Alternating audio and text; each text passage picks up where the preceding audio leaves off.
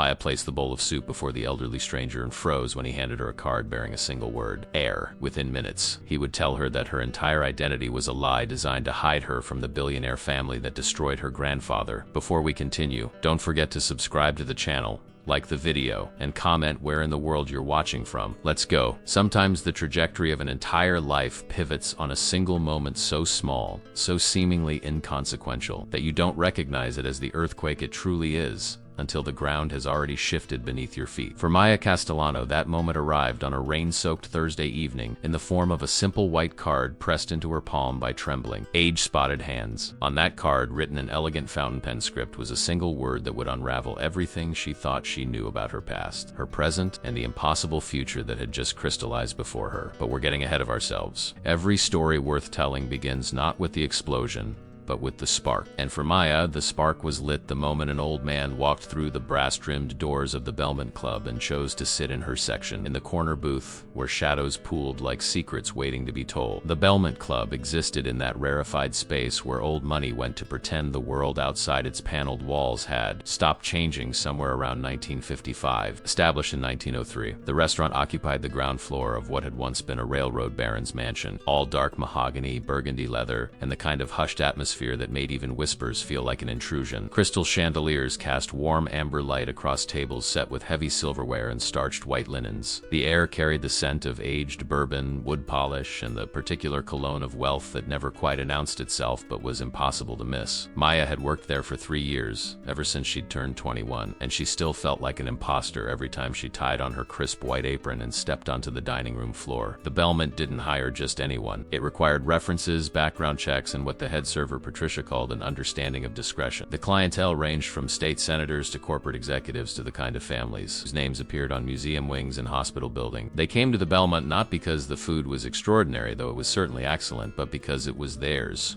A sanctuary where deals were made, affairs were conducted, and the machinery of power hummed along beneath a veneer of civilized dining. Maya navigated this world with the careful precision of someone who understood she was a visitor in a country whose language she'd learned but would never fully speak. She was good at her job, better than good. She had a memory for names and preferences, an instinct for when to appear and when to make herself invisible, and the kind of warm, genuine smile that made even the most demanding patrons soften slightly. But beneath the professional competence, she was drowning. Her younger brother, Danny, was in his second year of college on a partial scholarship that covered tuition but left them scrambling for rent, books, and food. Her mother, Maria, cleaned houses during the day and took in alterations at night, her fingers perpetually raw from needles and harsh cleaning chemicals. Maya's father had died when she was 16, a construction accident that the company had settled with a sum that seemed generous until it evaporated under the weight of funeral costs and accumulated debt. The life insurance policy he'd always promised existed turned out to be a story he'd told to make them feel secure, a fiction born of love and shame. So Maya smiled at men in $1,000 suits and women dripping in pearls, and she brought them their martinis and their filet mignon. And she calculated tips in her head like a mathematician working out an equation where the variables were always stacked against her. It was 6:30 on a Thursday when he walked in. The dinner rush was just beginning, that delicate window in the dining room transitioned from scattered early diners to a full house. Maya was setting up her section, making sure the salt and pepper shakers were properly aligned, the candles lit, the water glasses spotless,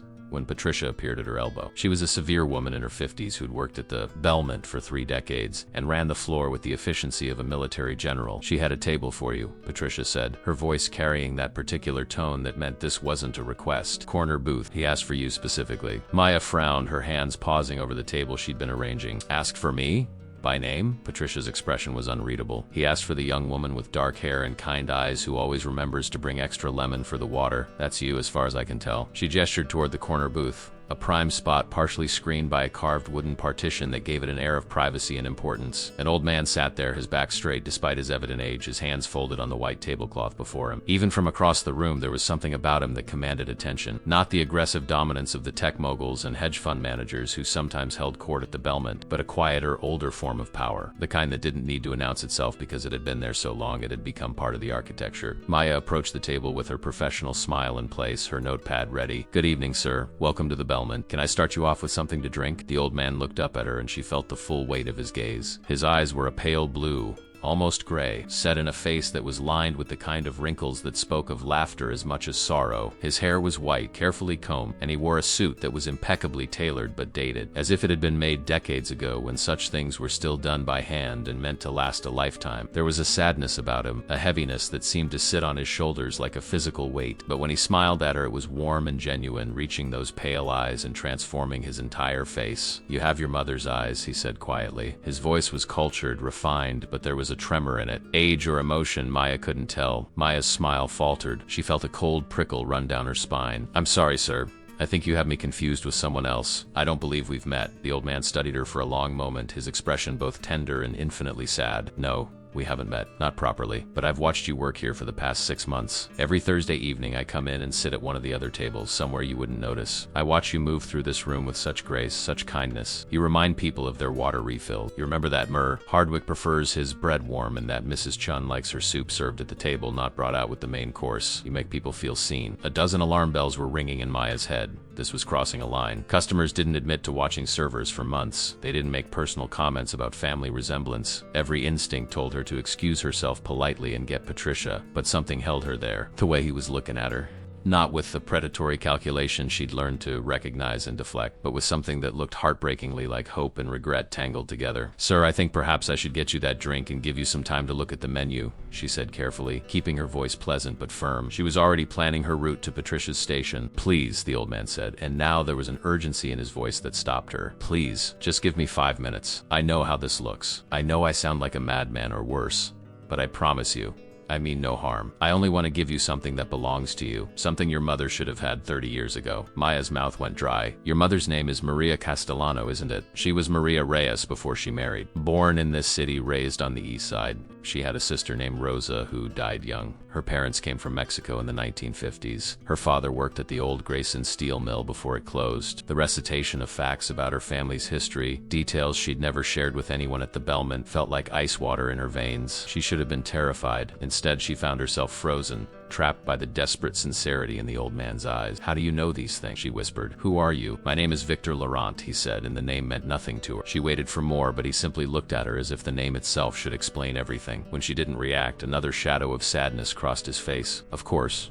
You wouldn't know the name. Your mother made sure of that." Patricia was making subtle hand signals from across the room, asking if everything was all right. Maya gave a small nod, buying herself time, though her hands had started to tremble slightly. "Laurent, I don't understand what this is about, but I need to ask you to either order something or I'll have to request that you leave. I don't feel comfortable with personal questions about my family." "I'm so sorry," Victor said, and he genuinely sounded it. "I'm going about this all wrong. Old age has made me clumsy with words. Let me try again." He reached into his jacket pocket, moving slowly as if afraid of startling her, and withdrew a simple white envelope. He set it on the table between them. "Inside this envelope is a card. All I ask is that you read what's written on it. If after reading it you want me to leave, I will go immediately and never trouble you again. You have my word. But if what's written there means something to you, if it raises questions you've never been able to answer, then please sit with me for just a few minutes. I'll tell you a story about your mother, about your family, and about why I've spent 6 months gathering the courage to approach you." Maya stared at the envelope. It was fine paper, cream-colored, the kind that came from expensive stationery shops. There was no writing on the outside, no indication of what it contained. Every sensible part of her brain screamed at her to walk away, to get Patricia to have this strange old man escorted out. But there was something else, something she'd felt her entire life like a splinter under her skin, a sense that there were questions no one would answer, doors her mother closed firmly whenever Maya tried to open them. Maria Castellano was a loving mother, but she was also a woman who kept her past locked away with the determination of someone protecting a wound that had never fully healed. Maya's grandmother had died before she was born. Her grandfather she'd never met had apparently left when her mother was young. There were no family photos from before Maria's marriage, no stories of her childhood except the most sanitized version. It was as if her mother's life had begun the day she met Maya's father, and everything before that was a blank page Maria refused to fill in. With shaking hands, Maya picked up the envelope. It was heavier than she expected, the weight of quality paper and something more. She glanced at Victor Laurent. He nodded encouragingly, his expression a mixture of hope and trepidation that was almost painful to witness. She opened the envelope and slid out a single white card, the kind used for formal calling cards in an earlier era. The cardstock was thick, elegant, and written across it in that same elegant fountain pen script was a single word in black ink: Heir. Maya stared at the word until the letters seemed to swim and blur. Heir. She looked up at Victor Laurent, her heart hammering so hard she could feel it in her throat. "What is this? What does this mean?" Victor's eyes glistened with unshed shed tears. "It means," he said, his voice barely above a whisper,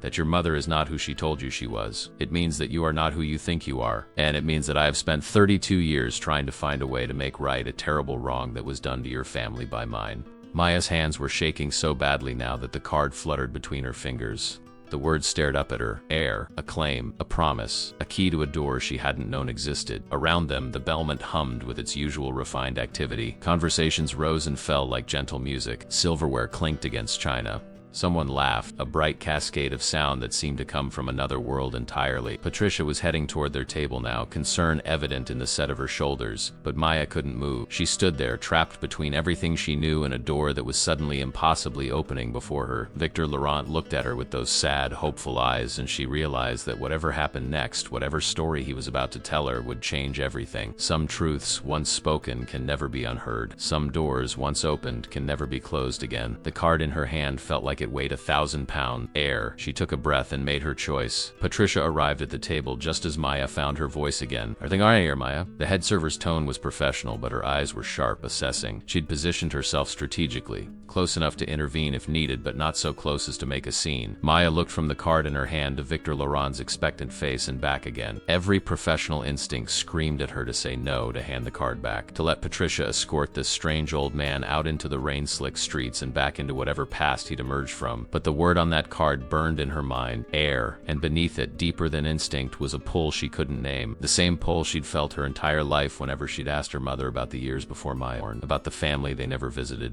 about the grandmother whose name was spoken only once and never again. "It's fine, Patricia," Maya heard herself say. "Mr. Laurent is an old friend of my mother's. He has some news about family matters." Patricia's eyebrows rose slightly. She'd worked at the Belmont long enough to recognize the shape of complicated situations. She looked at Victor, then back at Maya, making some calculation. "You have a full section tonight," she said carefully. Maya nodded. "Give me 20 minutes. I'll cover my tables if anyone needs anything." "Just 20 minutes. Patricia hesitated for another moment, then gave a curt nod. 20 minutes, not a minute more. "You know, Bancroft gets testy if his bourbon isn't in front of him within 5 minutes of sitting down, and he's due any moment." She walked away, throwing one more assessing glance over her shoulder before disappearing into the rhythm of the dining. Maya slid into the booth across from Victor Laurent, her apron crinkling against the leather seat. She placed the card carefully on the table between them, that single damning word facing up. She kept her voice low, conscious of the other diners, the way sound carried in the high-ceilinged room. "You have 20 minutes to explain what this means and why I shouldn't call security right now." Victor nodded, accepting the terms. He folded his hands on the table, and Maya noticed they were trembling slightly. The tremor of age or nervousness, she still couldn't tell. "Your mother," he began, "was born Maria Catherine Laurent, not Maria Reyes." Maya's breath caught. "That's impossible. My grandparents were Miguel and Elena Reyes. They came from Mexico. My mother grew up in this city. I know the street she lived on. I've driven past the house." "Your mother did grow up on that street," Victor said gently. "But Miguel and Elena Reyes were not her parents.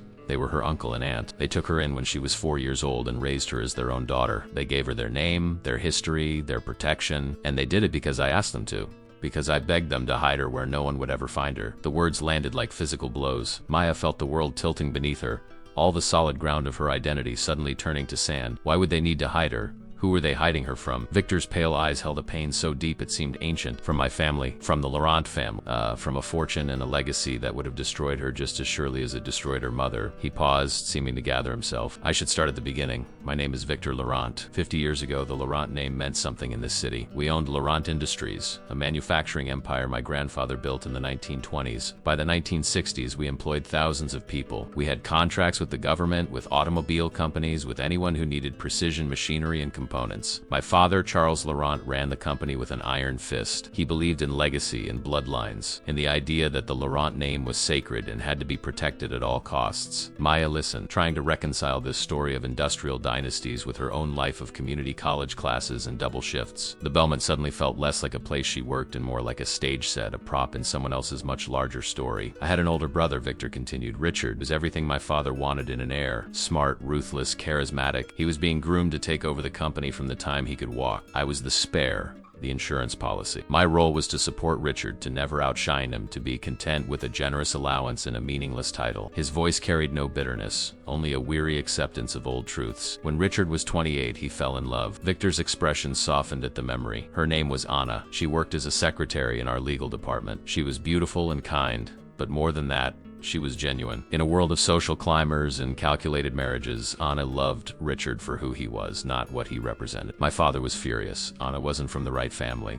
She didn't have the right connections. Her parents ran a small bakery on the east side. To my father, she might as well have been from another planet. He told Richard to end it, to marry someone suitable. Richard refused. Maya found herself leaning forward, drawn into the story despite herself. What happened? They married in secret, Victor said. I was the only witness. Richard planned to tell our father after the wedding, to present it as a fait accompli. He thought once it was done, father would have no choice but to accept it. He didn't understand that for Charles Laurent, there was always a choice, and it was never the one that involved bending. Victor's hands tightened on the tape. The day after Richard told him my father had the marriage annulled. He had friends in the judiciary, connections everywhere that mattered. He presented Richard with an ultimatum: divorce Anna publicly, denounce her as a gold digger, and continue as heir to Laurent Industries, or be disowned entirely, cut off without a cent, and watch as every door in the city closed to him. The cruelty of it was staggering. Maya thought of her own father, of his gentle hands and quick laugh, of the way he'd worked himself into an early grave trying to provide for them. She couldn't imagine a father who would wield love as a weapon like that. Richard chose Anna, Victor said, and there was pride in his voice. He chose love over fortune. He walked away from everything. My father made good on his threats. He used every connection, every favor owed, to ensure Richard couldn't find work anywhere. They had to leave the city, start over with nothing in a place where the Laurent name meant nothing. Victor paused, his eyes distant. They moved to a small town 3 hours north. Richard took whatever work he could find. Anna was pregnant by then. They were poor, struggling, but they were happy. I used to visit them in secret, bringing what money I could without my father knowing. I watched my brother transform from a corporate prince into a man who knew the value of a dollar, who understood what real work meant. He became better than he ever would have been in our father's shadow. Maya's throat was tight. She could see where this was going, could feel the tragedy building like a wave about to break. Anna died in childbirth, Victor said, his voice cracking slightly. It was a complication, something that might have been treatable if they'd been in a better hospital, if they'd had better care, but they didn't have money for the best doctors, the best facilities. Richard blamed himself. He blamed our father. He blamed the whole rotten system that had put fortune ahead of human life. The baby survived, a little girl. He named her after Anna's mother, Maria. Maya felt tears burning at the corners of her eyes. Her mother, her strong, quiet mother, who never spoke of her past, who flinched at the sight of expensive restaurants, who worked herself to exhaustion rather than accept help from anyone. Richard tried to raise her alone, Victor continued, but he was broken by grief, rage. He started drinking, started making dangerous accusations in public about how the Laurent family destroyed lives. How Charles Laurent was a monster in an expensive suit. My father had him institutionalized. He claimed Richard was having a mental breakdown, which wasn't entirely untrue, but the real reason was to silence him, to prevent any more embarrassing public scenes. Maria was 2 years old. Victor's voice had dropped to barely a whisper. I went to that town and took her. I brought her back here, but not to my father's house. I took her to Miguel and Elena Reyes, Anna's brother and his wife. They were good people, simple people who understood what was at stake. I told them the truth about who Maria was, about the danger she'd be in if Charles Laurent ever learned she existed. He would have either used her as leverage against Richard or erased her entirely. There was no third option with a man like my father. So the Reyes family took her in, gave her their name, raised her as their own. I provided money anonymously through the years, funneled through various trusts and accounts. They gave her love and stability. They gave her a normal life, and I gave up any claim to her, any relationship, because that was the price of keeping her safe. Maya's mind reeled. Every foundational truth of her identity was crumbling. You're saying my mother is a Laurent, that you're her uncle, that I'm your great niece. Victor nodded slowly. Richard died in that institution 10 years later, still believing his daughter had been taken from him by his father's cruelty. Charles Laurent died 5 years after that, never knowing Maria existed. I inherited Laurent Industries by default, the spare becoming the heir. I never married, never had children of my own. I poured everything into the company, built it into something my brother would have been proud of. But I was always alone, always haunted by the choice I made. I told myself it was the right thing, that Maria was safer not knowing, that dragging her into our world would only hurt her. He looked at Maya with those impossibly sad eyes. Then 5 years ago, I sold Laurent Industries. I'm 83 years old, and I realized I'd spent my entire life protecting a secret when the people I was protecting it from were all dead. I hired investigators to find Maria. They told me she'd married, had 2 children. They told me her husband had died. They told me she was struggling financially. And I realized I'd spent so long keeping her safe from my father's legacy that I'd denied her the resources that were rightfully hers. The weight of inherited guilt hung between them. Maya understood what Victor was saying, but her mind couldn't process it fast enough. The card, the word, heir. It wasn't metaphorical. You're dying, she said suddenly, the realization hitting her. That's why you're here now. That's why, after all these years. Victor smiled sadly. Pancreatic cancer. Stage 4. The doctors give me perhaps 6 months. Maybe a little more with treatment. I've had a long life, longer than I deserve given the choices I made. But I couldn't die without trying to make this right. The fortune that should have gone to Richard, to Anna, to Maria, it's sitting in trusts and accounts. It's been accumulating for decades. I have no other heirs. It should go to Maria, and to you and your brother. It's not charity. It's restitution. Maya's hands were shaking again. She thought of her mother's raw fingers from cleaning chemicals, of Danny's partial scholarship, of the constant calculation of whether they could afford groceries this week. She thought of all the nights her mother had sat at their kitchen table with bills spread before her like a losing hand of cards. Her face drawn with exhaustion and worry. How much, she asked, and hated herself for asking, for reducing this massive emotional revelation to a number. Victor named a figure that made no sense. Maya had to ask him to repeat it. When he did, she felt the room spin. It wasn't wealthy, it was beyond wealthy. It was generational wealth, the kind that insulated families from every hardship she'd ever known. 20 minutes had become 30, then 40. The dining room had filled around them, the Thursday night crowd settling into their ritual. Patricia appeared at the edge of Maya's peripheral vision, a question in her posture. Maya knew she should get up, should return to work, should process this impossible information somewhere other than the middle of her shift, but she couldn't move. I need to talk to my mother, she finally said. She needed to hear this from Maria herself, needed to see her mother's face when confronted with the truth Victor had revealed. Victor reached into his jacket pocket again and withdrew a small leather notebook. He wrote something on a page, tore it out, and slid it across the table. My private number and address. Talk to your mother. Take whatever time you need. But Maya, please, his voice carried a desperate urgency now. Don't let pride or anger or fear keep you from what's rightfully yours. I've made enough mistakes for several lifetimes. Don't let my final act be another one. Maya took the paper, folded it carefully, and tucked it into her apron pocket along with the card that still read Heir in elegant black script. She stood up, her legs unsteady. Victor Laurent, the uncle she'd never known existed, looked up at her with such naked hope and regret that she had to look away. I'll call you, she said. It was all she could promise. As she walked back toward the server's station, she felt like she was moving through water, every step requiring conscious effort. Patricia appeared immediately. Are you all right?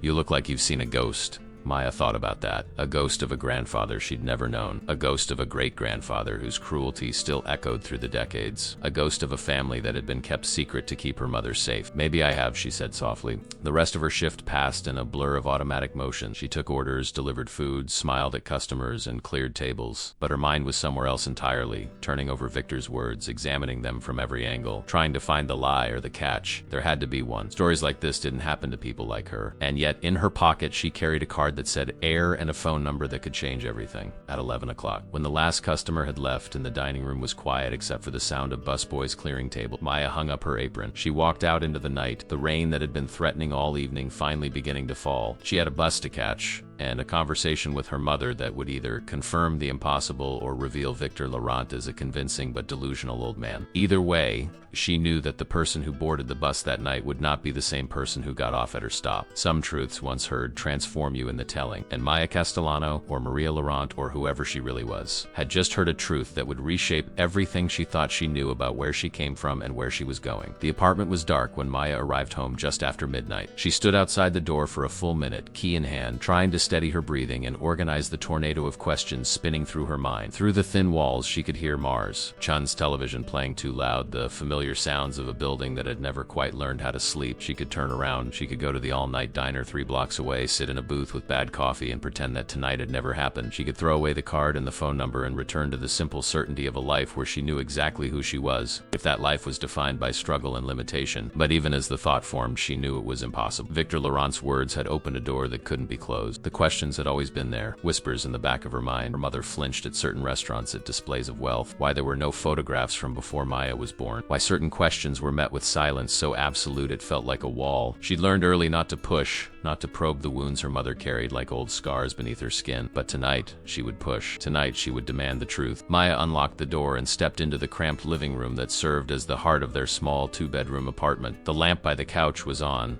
casting a warm yellow glow across worn furniture that had been there since Maya was a child. Her mother sat in her usual spot, a basket of mending on her lap, her reading glasses perched on her nose. Maria Castellano looked up as Maya entered, and immediately her expression shifted from tired contentment to concern. You're late. Is everything all right? Did something happen at work? For a moment, Maya couldn't speak. She looked at her mother, really looked at her, trying to see past the woman she'd known her entire life to the child who'd been hidden away, the girl who'd grown up not knowing her real name or her real history. Maria was 54 but looked older, the way poverty ages people prematurely. Her dark hair was streaked with gray. She didn't have time or money to cover. Her hands were work-roughened, the nails kept short and practical. She wore a faded sweater and comfortable pants, the uniform of someone who'd long ago stopped worrying about appearance in favor of function. But beneath the exhaustion and the years of hard labor, Maya could suddenly see it. The bone structure that suggested good genetics, the bearing that even poverty and struggle couldn't completely erase. Her mother had been beautiful once, before life had worn her down. And in her eyes, those dark eyes that Maya had inherited, there was something Maya had never quite been able to name. A wariness, a guardedness, the look of someone who'd learned early that the world was not safe, that happiness could be snatched away without warning. "Mom,"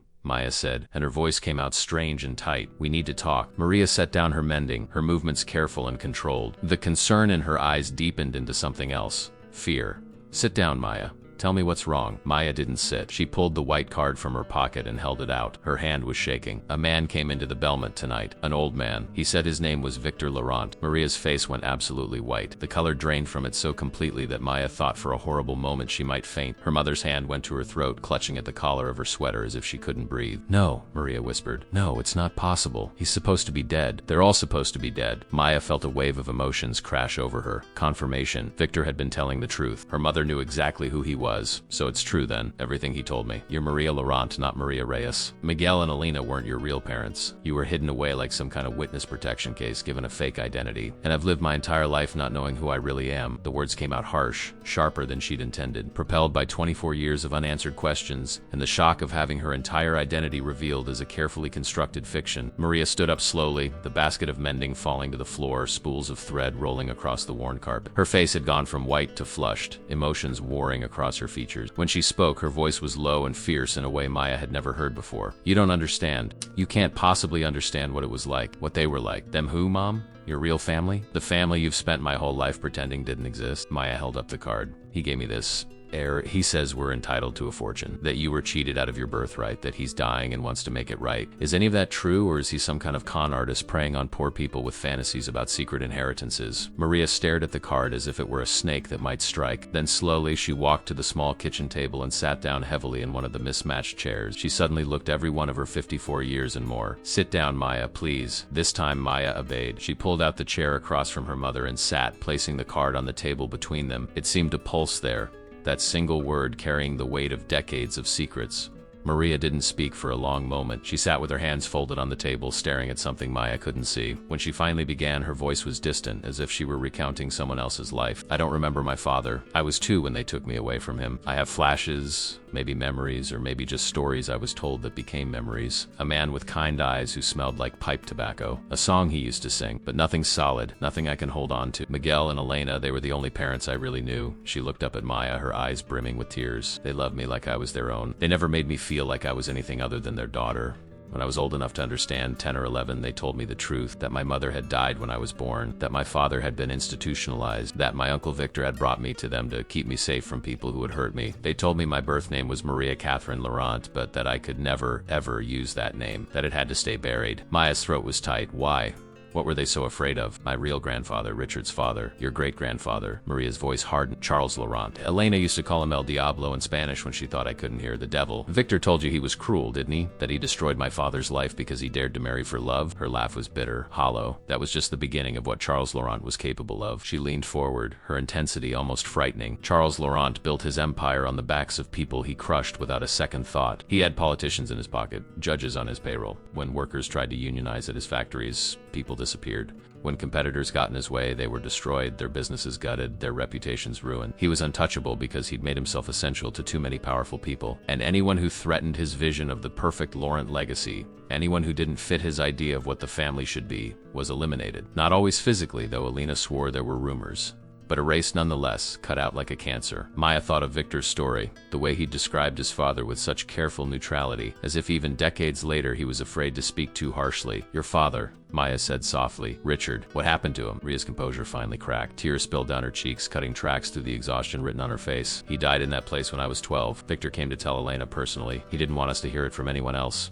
The official cause was heart failure. But Victor told Alina the truth, that Richard had given up, that losing my mother had broken something in him, and losing me had finished the job. He'd stopped eating, stopped speaking. He just faded away. She wiped at her eyes angrily, as if furious at herself for crying. I never knew him. I have one photograph hidden away where I thought you'd never find it. Picture of a young man holding a baby, my mother's parents on either side. He's smiling, but his eyes are so sad. That's the only piece I have of him, and I can't even be sure the memories I have are real or just wishes. Do you know what that's like? To be orphaned by cruelty, to have your entire history stolen from you? Maya reached across the table and took her mother's hand. It was rough from years of work, the knuckles swollen from constant strain. I'm so sorry, Mom. I can't imagine what that was like. But why keep it from me? From Danny? Why not tell us the truth when we were old enough to understand? Maria gripped her daughter's hand like a lifeline. Because I was afraid. Because even after Charles Laurent died, even after the immediate danger was gone, I still felt like I was being watched. Like if I stepped out of the shadows, if I claimed that name, something terrible would happen. She took a shaky breath. And because I wanted you and Danny to grow up normal, free. I didn't want you carrying the weight of all that history, all that pain. I wanted you to be Castellanos, good people with simple lives. I wanted you to be happy without the burden of knowing what you'd been denied. But we're not happy, Mom. Maya's voice broke. You work yourself to death cleaning other people's houses. I work double shifts serving people who spend more on one meal than we make in a week. Danny's drowning in student debt. We're barely making it, and we're certainly not free. We're trapped by poverty just as surely as you were trapped by Charles Laurent's cruelty. Maybe more so because we could have had resources, we could have had options, but instead we have your fear. The words were harsh,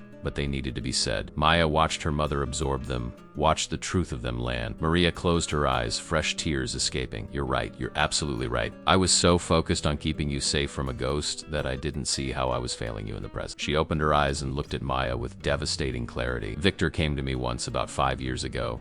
After your father died, he found me at one of the houses I cleaned. He told me he wanted to help, that there was money set aside, that I didn't have to struggle anymore, and I told him to leave and never come back. I told him I wanted nothing from the Laurents, that I'd rather die poor and honest than touch a cent of that blood money. Maya felt a surge of anger so intense it shocked her.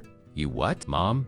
Dad had just died. We were drowning in his medical bills and funeral costs. I dropped out of college to work full-time, and you turned down help out of pride? It wasn't pride, Maria said, her voice rising. It was survival. Don't you understand? The moment I accepted that money, the moment I admitted who I really was, I became Maria Laurent again. And Maria Laurent is a person who lost everything, whose father was destroyed, whose mother died because they couldn't afford proper medical care. I couldn't become that person again. I couldn't let you become the descendants of that tragedy. But we are the descendants of that tragedy, whether you acknowledge it or not, Maya countered. The difference is we're living it without the resources that could help us escape it. Your father, Richard, he chose love over money. He walked away from everything. And you've honored that by choosing nothing over something. But that's not noble, Mom. That's not protection. That's just another form of punishment. The silence that fell between them was heavy, loaded with decades of pain and choices made from fear rather than hope. Maya pulled out the piece of paper with Victor's phone number. He's dying, she said quiet. Pancreatic cancer. 6 months. Maybe less. He wants to give us what's ours. Not as charity, but as restitution for everything that was stolen from you, from your father, from all of us. He called it his final act, a chance to make right a wrong that's been festering for half a century. Maria stared at the paper as if it were a trap, which perhaps it was. But maybe Maya thought not all traps were prisons. Sometimes they were doors. Mom, I'm not asking you to forget what happened or to forgive people who don't deserve forgiveness. I'm asking you to consider that maybe, just maybe, letting go of the fear and accepting what's rightfully ours isn't a betrayal of Dad or Richard or anyone. Maybe it's finally allowing yourself and your children to have the life you deserved all along. Maria was quiet for a very long time. Outside, the city hummed its late-night song. A siren wailed in the distance. Mrs. Chun's television finally went silent, and in the small, cramped apartment that had been their home for 2 decades, a mother and daughter sat across from each other, separated by a white card and a phone number, and tried to decide whether the past was something to run from or something to finally bravely face. Finally, Maria spoke, her voice barely above a whisper.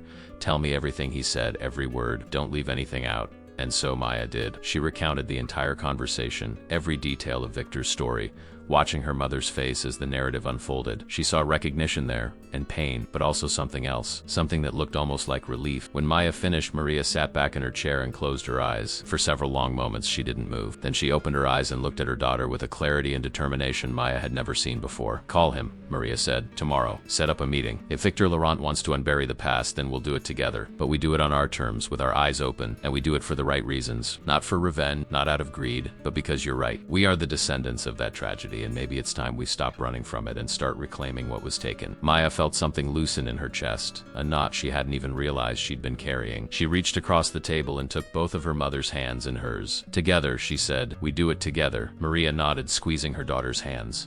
Together, the card sat between them, that single word no longer feeling like a claim or a promise, but simply a truth. They were heirs, not just to money or property, but to a story that had been buried for too long. And tomorrow they would begin the work of excavating it, of bringing it into the light where it could finally, after all these years, be examined and understood, and perhaps, if they were lucky, transformed into something other than pain. Some truths destroy. Others, if you're brave enough to face them, set you free. Maya and her mother were about to find out which kind they'd inherited. The address Victor Laurent had written down led to a neighborhood Maya had only ever seen from bus windows. It's the kind of area where old money lived in quiet, understated grandeur. Tree-lined streets with names like Waverly Place and Ashford Court. Houses set back from the road behind iron gates and manicured hedges. The kind of wealth that didn't need to announce itself because it had been there for generations, as permanent and unquestioned as the streets themselves. Maya and Maria stood outside the gate of a 3-story brownstone that managed to look both elegant and lived in, its facade showing the gentle wear of age rather than neglect. It was Saturday afternoon, 3 days after Maya's conversation with Victor at the Belmont. 3 days of whispered conversations with her mother,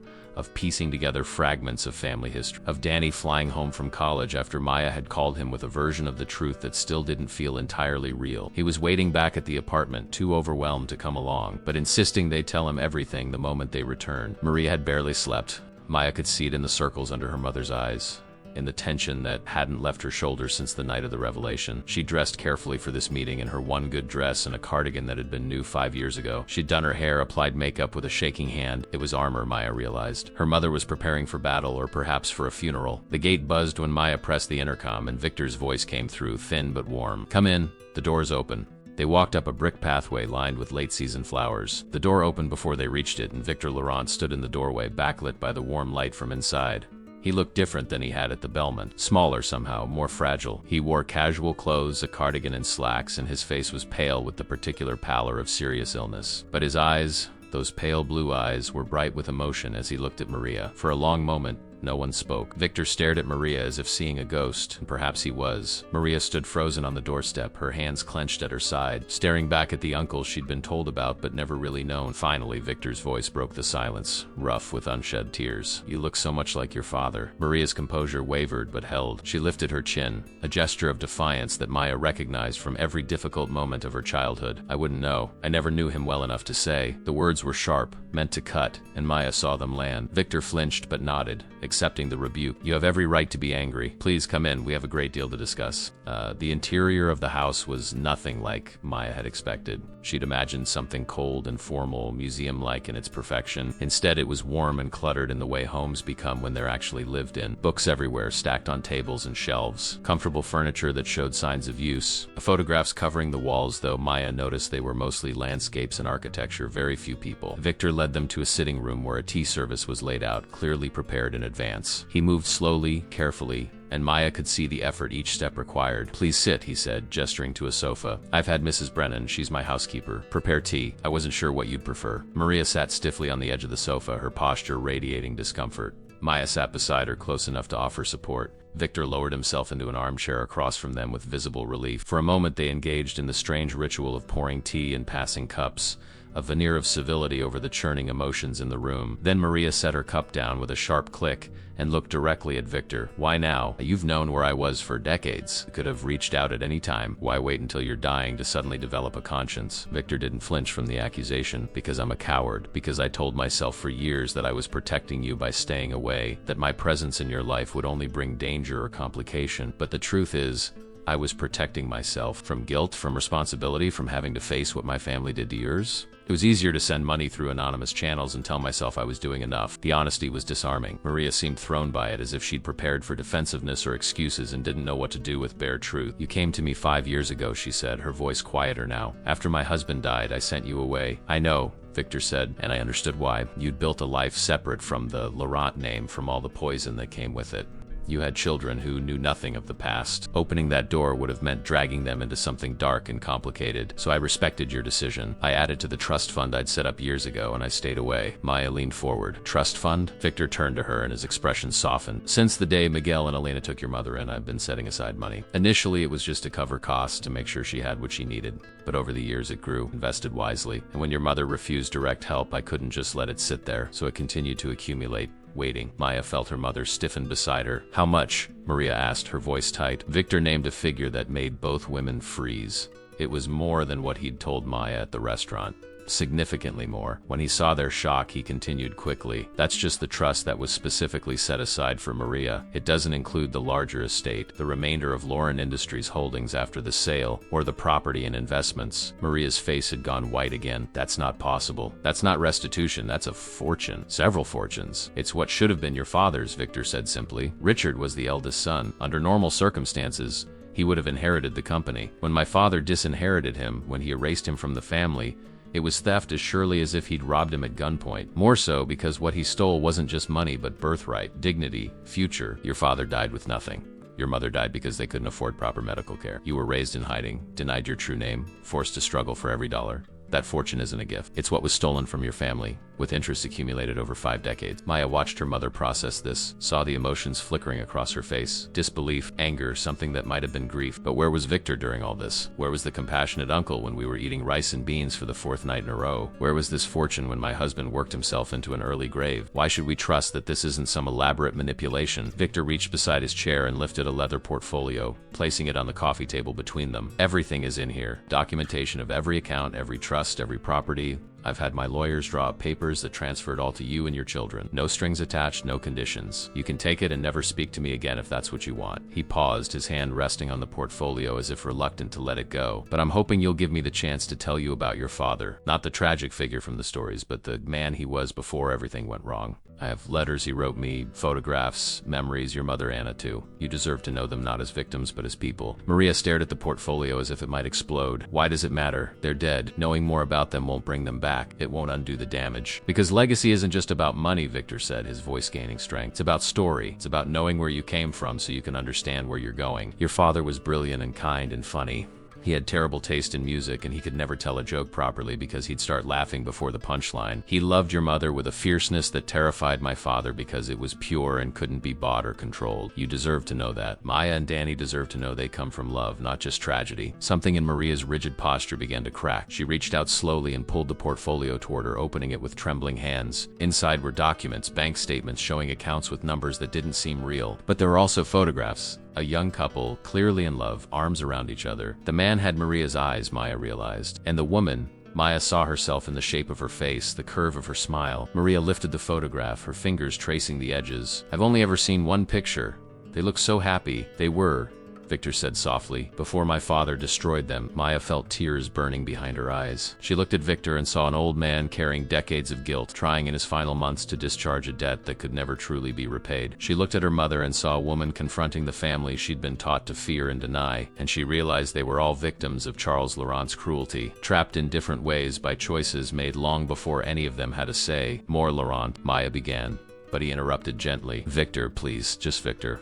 Victor, Maya continued, thank you for telling us the truth, for keeping my mother safe, even if she didn't know it, for trying to make this right. But we need to understand, is there any danger? Are there other Laurens who might object to us claiming this inheritance? Other family members who might see us as a threat? Victor's expression darkened. This was the question he'd been dreading, Maya could tell. There is one complication. My father had a younger brother, Edmund. He had 2 sons, my cousins. When I sold Laurent Industries, they were furious. They'd always assumed they'd inherit positions in the company, that the Laurent legacy would continue. When I sold and announced I was liquidating most of the estate, they threatened legal action. Threatened you? Maria asked, alarm clear in her voice. Victor shook his head. They had no legal standing. I made sure of that. But they've been watching me, I think, trying to understand what I'm planning to do with the money. When they find out it's going to Richard's line, to heirs they never knew existed, there will be trouble. Not physical danger, but legal challenges, questions about your mother's legitimacy, attempts to tie up the inheritance in courts for years. Maya felt cold. So this gift comes with a fight attached. Victor looked her directly in the eyes. Yes, I won't lie to you. My cousins Marcus and James Laurent are not good men. They have their father's ruthlessness without his intelligence. They'll do everything they can to prevent you from claiming what's yours. That's why I've spent the last 6 months preparing. I have lawyers, documentation, DNA tests ready if needed. I've built a fortress around this inheritance. But you need to know what you're walking into. It won't be easy. Maria closed the portfolio and sat back, her face unreadable. So we can have the money, but only if we're willing to fight for it. Only if we're willing to expose ourselves to become Laroni targets the way my father was. Only if we're willing to risk everything for a legacy that's already cost us so much. The silence that followed was heavy. Maya looked at her mother and saw the fear, the instinct to protect, to run,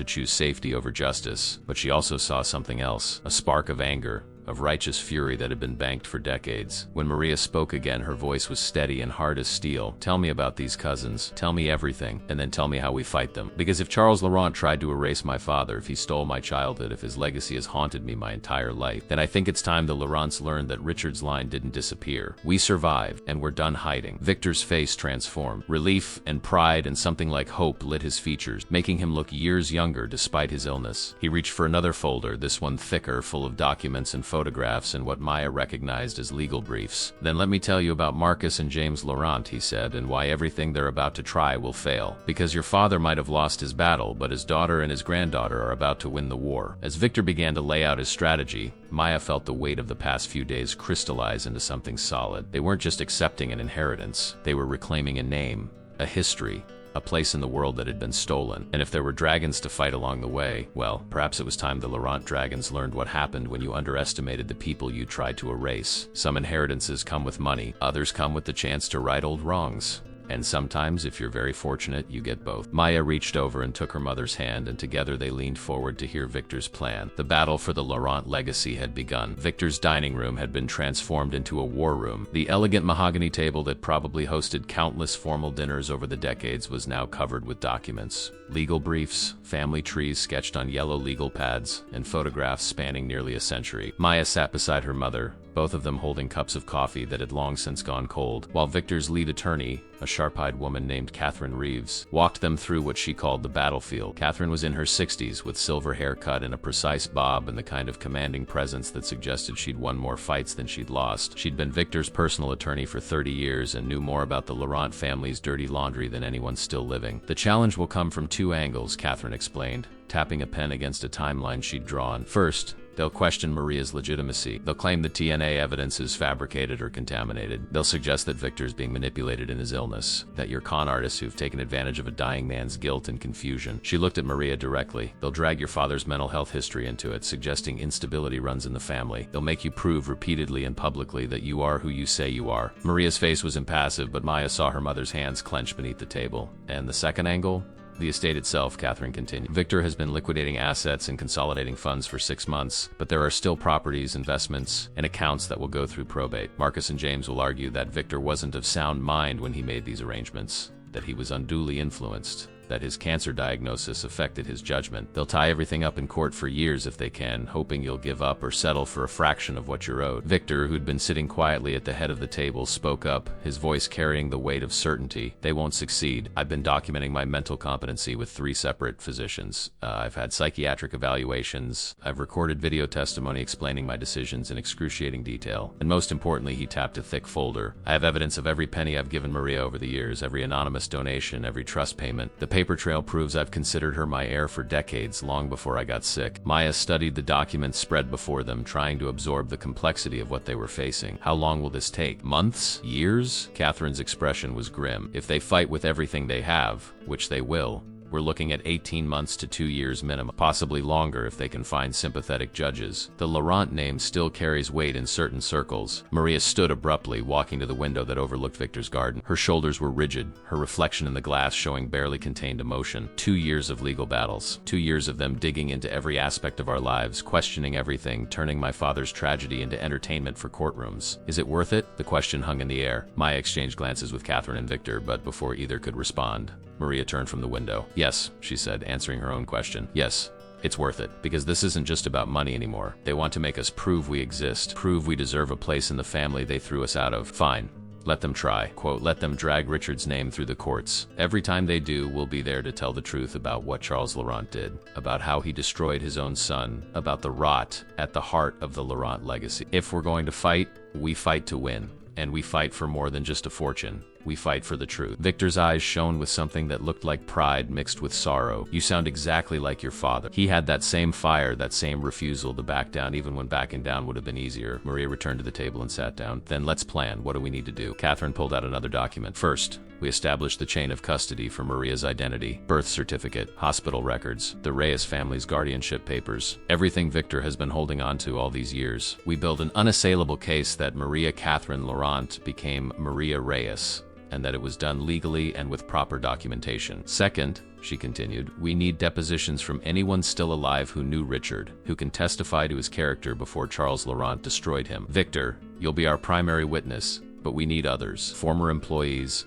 neighbors, anyone who can humanize Richard and Anna's story. Victor nodded slowly. I have names. Not many, most of them are gone, but there are a few. Richard had friends who stayed loyal even after my father blacklisted him. People who risked their own positions to help him. If they're still alive, they'll talk. Third, and this is crucial, Catherine looked directly at Maya and Maria. You need to be prepared for what they're going to throw at you personally. Marcus and James will hire investigators. They'll look into your finances, your relationships, your history. They'll look for any hint of impropriety, any suggestion that you're not worthy of the Laurent name. They'll try to paint you as gold diggers, as opportunists who are taking advantage of a sick old man. Maria's jaw tightened. Let them look. We have nothing to hide. We've lived honest lives. Maya felt a flutter of anxiety. What about Danny? My brother, he's in college. Will they go after him too? They'll investigate him, yes, Catherine said, but unless he has something significant to hide, it will only reinforce your case. A family of hardworking people struggling to make ends meet, doing everything right, and still barely getting by while the Laurents lived in luxury off what was rightfully yours. That's a narrative that plays well. Victor cleared his throat, drawing their attention. There's something else you need to know. Something I haven't told you yet because I wanted you to understand the stakes first. He pulled out a photograph, old and faded, showing a young Charles Laurent standing beside another man who looked remarkably similar. This is Charles and his brother Edmund, Marcus and James's grandfather. They were both cruel men, but Edmund was also clever. He understood that the Laurent fortune wasn't built on innovation or hard work. It was built on exploitation and ruthless elimination of competition. When Charles died, Edmund expected to inherit control of Laurent Industries. But my father, in one of his few decent acts, had structured everything to pass to me as his sole surviving son. Edmund was cut out almost entirely. He got a settlement, enough to live comfortably, but not the empire he'd expected. Maria leaned forward. So Marcus and James aren't just fighting for this inheritance. They're fighting to reclaim what their grandfather lost. Exactly, Victor said. This is about more than money for them. It's about restoring what they see as their rightful place in the Laurent hierarchy. When I sold the company, when I liquidated the empire their grandfather helped build, I didn't just deny them wealth, I denied them the legacy they'd been promised since birth. They hate me for it, and now they'll transfer that hate to you. Maya thought about the cousins she'd never met, these men who saw her and her mother as obstacles to a birthright they'd never actually earned. What are they like? As people? Victor's expression darkened. Marcus is 48. A lawyer, though not a particularly good one. He trades on the family name more than ability. He's arrogant, entitled, but not especially clever. He's the public face of their objection, the one who makes speeches about family legacy and honoring tradition. James is 45 and far more dangerous. He's quiet, calculating. He made his money in private equity, buying struggling companies and strip mining them for assets. He's patient and vindictive. Where Marcus will try to bludgeon you in court with emotion and theatrics, James will look for weaknesses and exploit them surgically. They sound lovely, Maya said dryly. Catherine actually smiled. They're predictable. That's what matters. Marcus's ego makes him sloppy, and James's patience means he waits for perfect opportunities that rarely come. We can work with that. Over the next 3 hours, they built their strategy. Catherine outlined every filing, every motion, every step of the legal process. Victor shared stories about Richard, about Anna, about the family before it imploded. He showed them Richard's letters, his handwriting neat and careful even as his words revealed increasing desperation and heartbreak. Maya read them with tears streaming down her face. This grandfather she'd never known becoming real in a way he'd never been before. Maria held one letter for a long time, reading and rereading a passage where Richard wrote about his infant daughter, about how he hoped she'd grow up strong and free, unburdened by the Laurent name and all its poison. He got his wish, Maria said quietly. I grew up free of the Laurent legacy, but freedom isn't the same as justice, and he deserved justice. As afternoon faded into evening, Mrs. Brennan brought in sandwiches and more coffee. They ate without really tasting, too focused on the task ahead. Maya found herself studying Victor, this great uncle she'd known existed for less than a week. He was clearly exhausted, the day's intensity taking a visible toll, but there was also a lightness to him, as if a burden he'd carried for decades was finally being shared. Around 8 o'clock, Catherine packed up her files. I'll file the initial paperwork on Monday, she said. Once that's done, Marcus and James will have 30 days to respond. Use that time to rest, to prepare yourselves mentally. Once this starts, it will be consuming. After Catherine left, Maya and Maria prepared to leave as well. It had been decided that they'd return on Sunday to continue planning and to bring Danny to meet Victor. But as they stood in the foyer, Victor reached out and took Maria's hand. I know I don't have the right to ask this, he said, his voice rough with emotion. And I know saying I'm sorry doesn't begin to address the magnitude of what you lost. But I want you to know that every day for the past 50 years I've thought about you. I've wondered if I made the right choice, keeping you hidden. I've asked myself if I was protecting you or just protecting myself from having to face what my family did. Maria looked at him for a long moment. Then slowly she squeezed his hand. You kept me alive. That's not nothing. You gave me a chance to grow up safe, to have children, to build a life outside the Laurent shadow. Was it perfect? No. Was it fair? Absolutely not. But I'm here and I'm standing. and I have a daughter who's brave enough to fight for what's right. So maybe, in the end, you did protect me, just not in the way anyone expected." Victor's eyes filled with tears. He pulled Maria into an embrace, and after a moment's hesitation, she returned it. Maya watched, her own tears falling freely now, as her mother and great-uncle held each other, two survivors of the same tragedy finally finding their way to something like forgiveness. On the drive home, neither Maya nor Maria spoke much. There was too much to process, too many emotions swirling too close to the surface. But as they pulled up to their apartment building, Maria reached over and took Maya's hand. "Thank you," she said. "For what?" Maya asked. "For being brave enough to bring that card home, for pushing me to face this, for reminding me that hiding isn't the same as living. I spent so many years afraid of becoming Maria Laurent again, afraid that claiming that name would mean claiming all the pain that came with it. But you showed me that we can reclaim the name without accepting the pain. We can be Laurents and define what that means on our own terms." Maya squeezed her mother's hand. "We're gonna win this, Mom. We're gonna take what's ours, and we're gonna make sure everyone knows what Charles Laurent really was. The truth matters, legacy matters, and we're the ones who get to write the next chapter." They climbed the stairs to their apartment where Danny was waiting, anxious for news. And as Maria began to tell him about their day,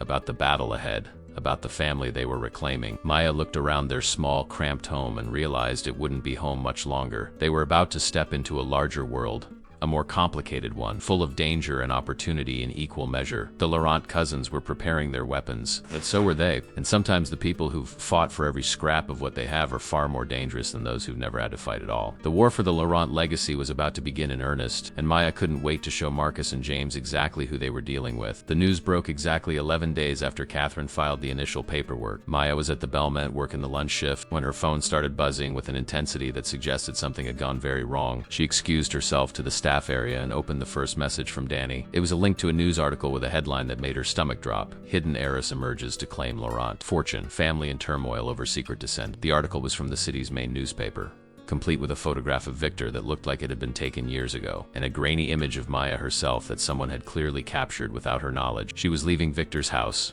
her face turned toward Maria. The article laid out the basics. Victor Laurent, the reclusive heir who'd sold his family's industrial empire 5 years ago, had revealed the existence of a secret branch of the family. His late brother Richard's daughter, hidden away for 50 years, was claiming her inheritance. The article stopped short of naming Maria or Maya directly, but it included enough details that anyone who knew them would recognize the story. And it framed everything in the most sensational terms possible. Secret love affairs, family betrayal, a fortune in dispute, desperate claims from people who'd lived in poverty. By the time Maya finished reading, 3 more articles had appeared online.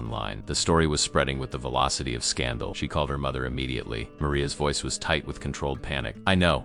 I've seen it. Catherine just called. Victor's cousins leaked it to the press. They're trying to control the narrative before we can. There are reporters outside the apartment building. I had to take Danny out the back way." "Where are you?" Maya's hands were shaking. "I'm at work. I don't think anyone here has seen it yet, but it's only a matter of time. What do we do?" "Catherine says we don't respond." "Not yet. Let them throw their punches. We're filing our official response to their legal challenge tomorrow, and that's when we tell our side." "But Maya," her mother's voice cracked slightly, "you need to prepare yourself. This is going to get ugly. It already is." Patricia appeared in the doorway of the staff area, her expression unreadable.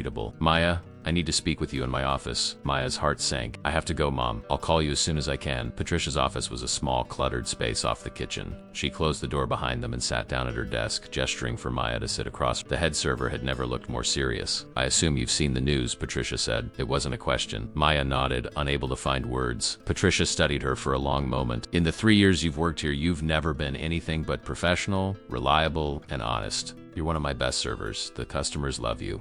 So I'm going to ask you directly, and I want a straight answer. Is this story true?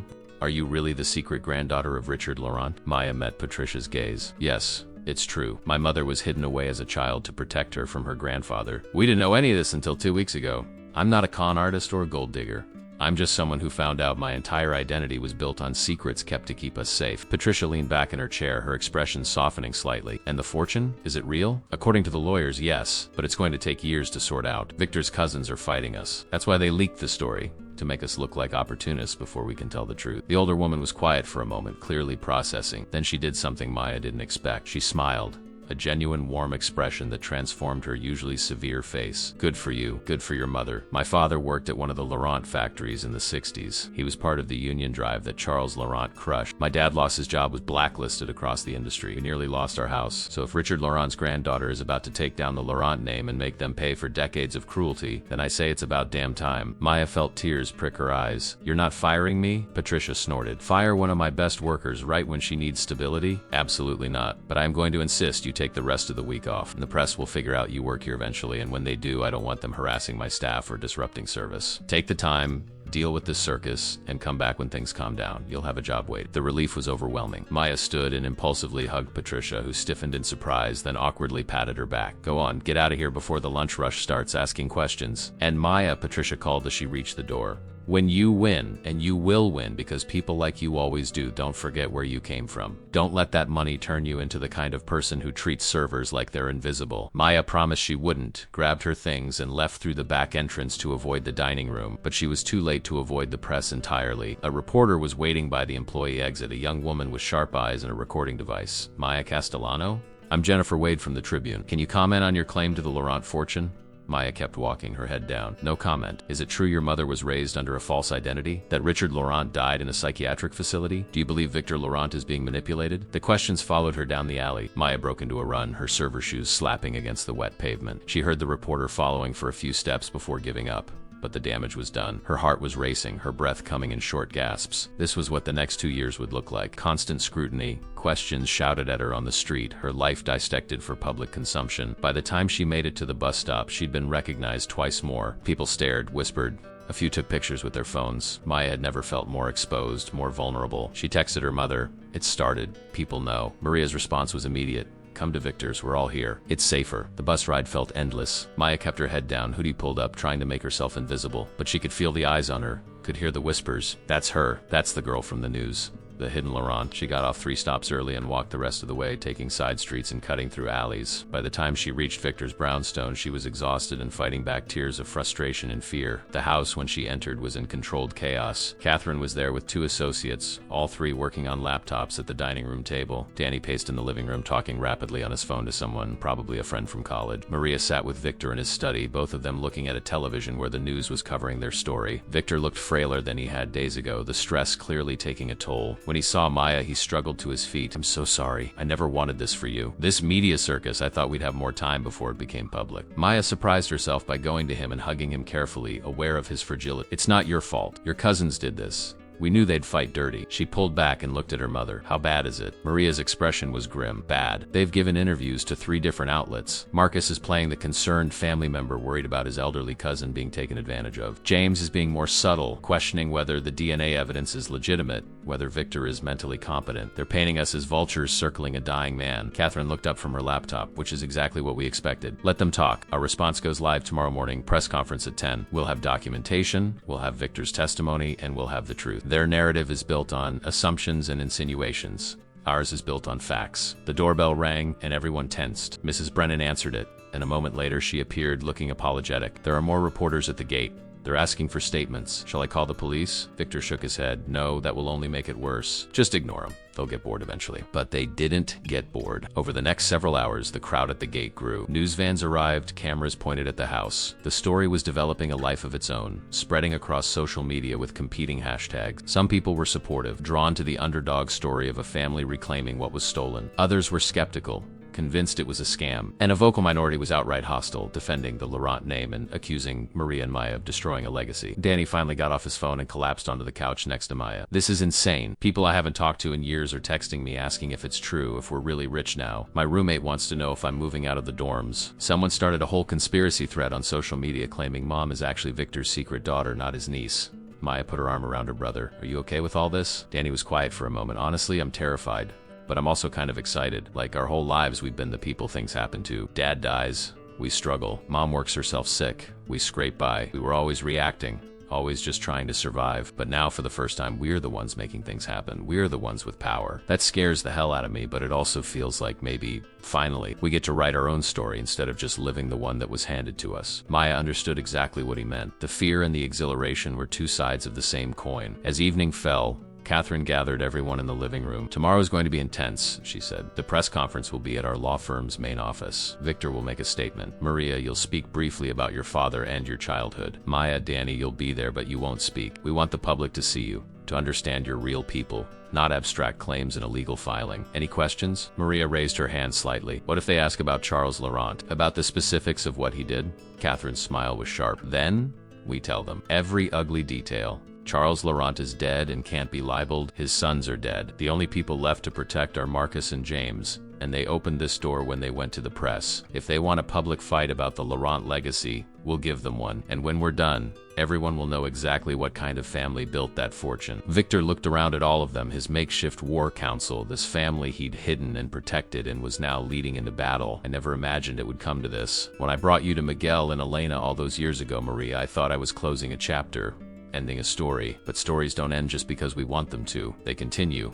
They evolve, and sometimes they demand to be told. Tomorrow, we tell ours. That night, none of them went home. It was too risky with the press camped outside and the story still developing. Mrs. Brennan made up guest rooms, and they settled in like soldiers before a battle, checking their weapons, reviewing their strategies, trying to rest before the fight. Maya lay in a guest room that was nicer than any hotel she'd ever stayed in, staring at the ceiling, her mind racing. In 2 weeks, her entire life had been turned inside out. She'd learned she was someone else, discovered family she never knew existed, and become the center of a media storm that showed no signs of slowing. Tomorrow, she'd stand in front of cameras and reporters and tell the world her story. She'd defend her mother's honor, her grandfather's memory, and her own right to exist as a Laurent. It was terrifying, it was necessary, and despite everything, despite the fear and the uncertainty and the knowledge that Marcus and James Laurent were out there, somewhere planning their next move, Maya felt something she'd never felt before. She felt powerful. The hidden heiress was about to step into the light, and the Laurents who'd tried to erase her family were about to learn that some legacies refused to stay buried. The law offices of Reeves and Associates occupied the 20th floor of a glass tower downtown. All modern lines and understated elegance. By 9:30 in the morning, the conference room was packed with reporters, cameras,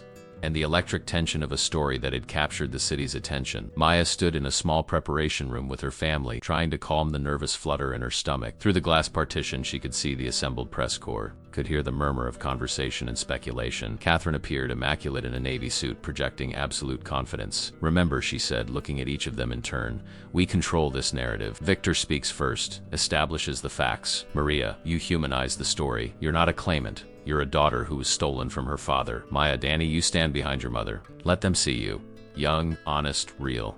Everything Marcus and James are trying to paint you as not being." Victor looked pale but determined. He dressed in his best suit, and despite his illness, he radiated a quiet authority. "Are we ready?" Maria reached over and squeezed his hand. "We're ready." They entered the conference room together, and the noise level immediately spiked. Cameras flashed, reporters shouted questions, but Catherine raised her hand and the room gradually quieted. She approached the podium that had been set up at the front of the room, a row of chairs behind it where the family would sit. "Good morning. Thank you all for coming. My name is Catherine Reeves, and I represent Victor Laurent and his family. We've called this conference to address the inaccuracies and misrepresentations that have been circulating in the media over the past 24 hours. Mr. Laurent will make a statement, after which we'll take a limited number of questions. We will not be addressing ongoing legal matters in detail, but we will provide context and documentation that we believe is essential to understanding the truth of this situation." Victor stood and approached the podium. Maya watched him gather himself, saw him transform from a frail old man into someone commanding, despite his physical weakness. "For 50 years, he began, his voice steady and clear, "I have lived with a secret I kept to protect someone I love, someone who was innocent of the crimes and cruelties that destroyed so much of my family. That someone is my niece, Maria Laurent, daughter of my brother Richard." He paused, letting that sink in. "My brother was the eldest son of Charles Laurent, the founder of Laurent Industries.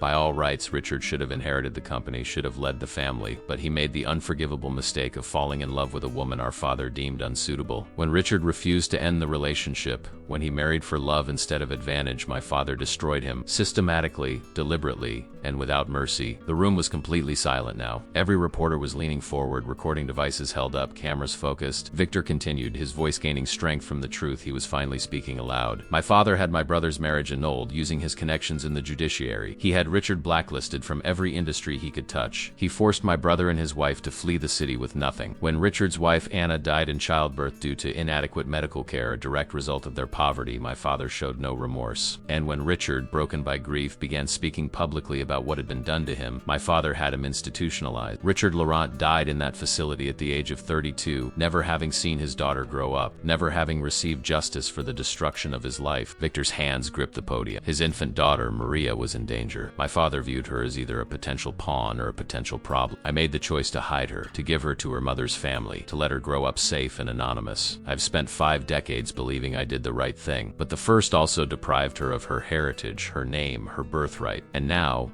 in the time I have left, I'm trying to correct that wrong. Maria Laurent is my brother's daughter. She is a Laurent by blood and by right, and the fortune that should have been her father's will be hers. He gestured to the table beside the podium where Catherine had arranged documents under plastic covers. We have documentation of everything I've claimed: birth certificates, hospital records, the guardianship papers that placed Maria with the Reyes family, financial records showing the support I provided anonymously over the years, and DNA evidence confirming the family relationship. All of this has been provided to the court and is available for review by reputable journalists. Victor's eyes swept the room. My cousins Marcus and James Laurent have chosen to fight this in the court of public opinion, to suggest that my niece is an imposter and that I'm a confused old man being manipulated. They're welcome to their delusions. The facts speak for themselves. But I want to be clear about something. This fight isn't about them versus us. This is about acknowledging a crime that was committed 50 years ago and finally making it right. He returned to his seat and Maria stood. She looked terrified, Maya realized, but she walked to that podium with her head high and her shoulders back. Her voice when she spoke was quiet but clear. My name is Maria Catherine Laurent. I was born on March 15, 1971, to Richard Laurent and Anna Reyes Laurent. My mother died shortly after my birth. My father died when I was 12. I don't remember him. Maria's voice wavered but held. I was raised by my aunt and uncle Elena and Miguel Reyes, who gave me their name and their love. They told me the truth about who I was when I was old enough to understand, and they impressed upon me that my safety depended on staying hidden. So the first became Maria Reyes, and then Maria Castellano when I married. I raised my children to believe they were exactly who they appeared to be, children of working-class parents with no connection to wealth or power. She looked directly at the cameras. 3 weeks ago, my daughter came home and told me that an old man had approached her at the restaurant where she works, that he knew who we were, that he wanted to give us what should have been ours all along, and I was terrified, because I've spent my entire life afraid of the Laurent name, afraid of what claiming it would cost me. But my daughter reminded me that hiding from the truth doesn't make you free, it just makes you a different kind of prisoner.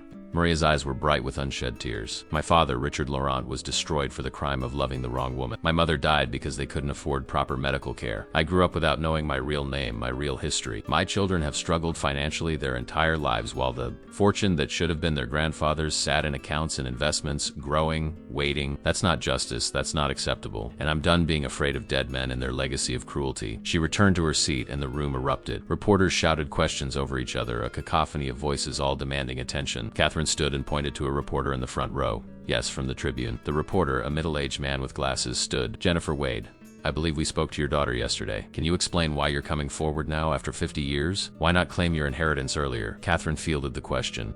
Laurent only sold Laurent Industries 5 years ago, at which point he began the process of liquidating and consolidating his holding. He approached Maria at that time, but she declined contact. It wasn't until his cancer diagnosis that he reached out again through her daughter, knowing his time was limited. This isn't opportunism. It's a dying man's attempt to correct a historical wrong before it's too late. Another reporter, a young woman, what do you say to Marcus and James Laurent's claims that this is a con? That you're taking advantage of Victor Laurent's illness? Victor leaned forward to his microphone. I say that Marcus and James are angry that I sold the company they expected to inherit positions in. They're angry that I'm choosing to right a wrong rather than preserve their sense of entitlement. And they're welcome to prove their claims in court, where facts matter more than insinuations. A third reporter. Do you have proof that Charles Laurent had Richard institutionalized against his will? That it was retaliatory rather than medical necessity? Catherine lifted a thick file. We have documentation from the facility showing that Richard was admitted on his father's signature and financial guarantee. We have letters Richard wrote to his sister-in-law Elena Reyes describing his treatment and his isolation. We have testimony from former employees who witnessed Charles Laurent's campaign against his son. All of this will be presented in court. And yes, copies are available for serious journalistic inquiry. The questions continued for another 20 minutes.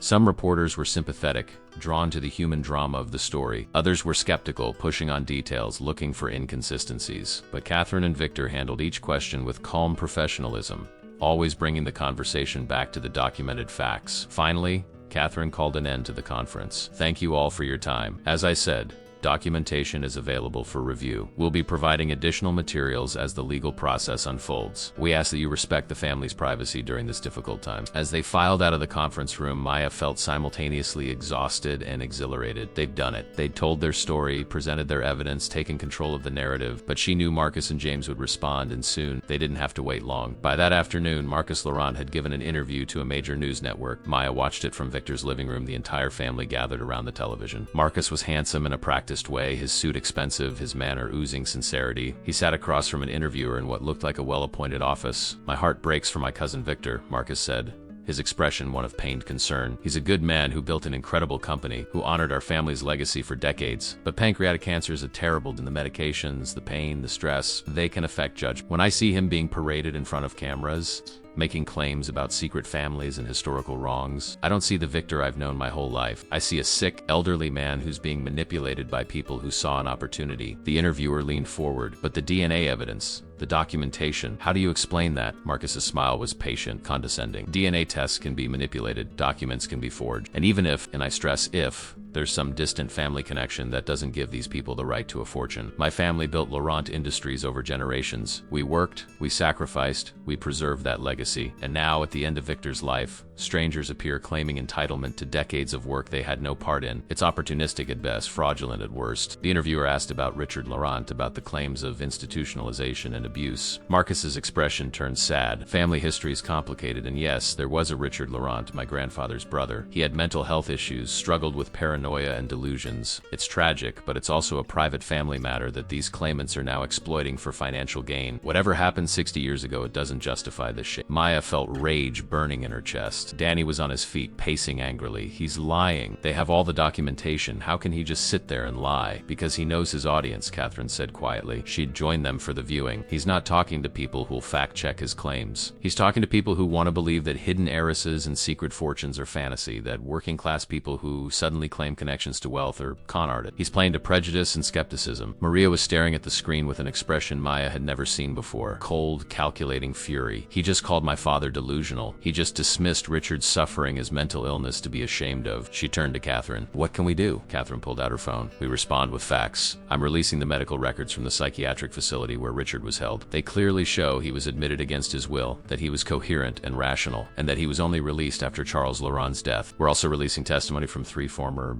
Laurent Industries employees who've agreed to speak on record about Charles Laurent's treatment of his son. Marcus wants to make this about credibility. We'll bury him in credible sources. Over the next several days, the story continued to evolve. The medical records caused a sensation, showing clearly that Richard had been institutionalized not for his mental health, but for his inconvenient truth-telling. The employee testimony painted a picture of Charles Laurent as a tyrant who ruled through fear and destroyed anyone who challenged him. Public opinion began to shift. The hashtags on social media changed tone. More people started seeing Maria and Maya not as opportunists, but as victims of a decades-long injustice finally getting their due. But Marcus and James didn't surrender the field. They hired their own media consultants, gave more interviews, released carefully edited excerpts from Laurent Industries board meetings where Victor allegedly showed signs of cognitive decline. They implied, without saying directly, that Catherine Reeves was motivated by the massive legal fees she'd collect from the estate. They painted themselves not as antagonists, but as concerned family members trying to protect their confused cousin from predatory strangers. The battle lines were drawn, and neither side was backing down. 1 week after the press conference, Maya received a message through Catherine. James Laurent wanted to meet, not in court,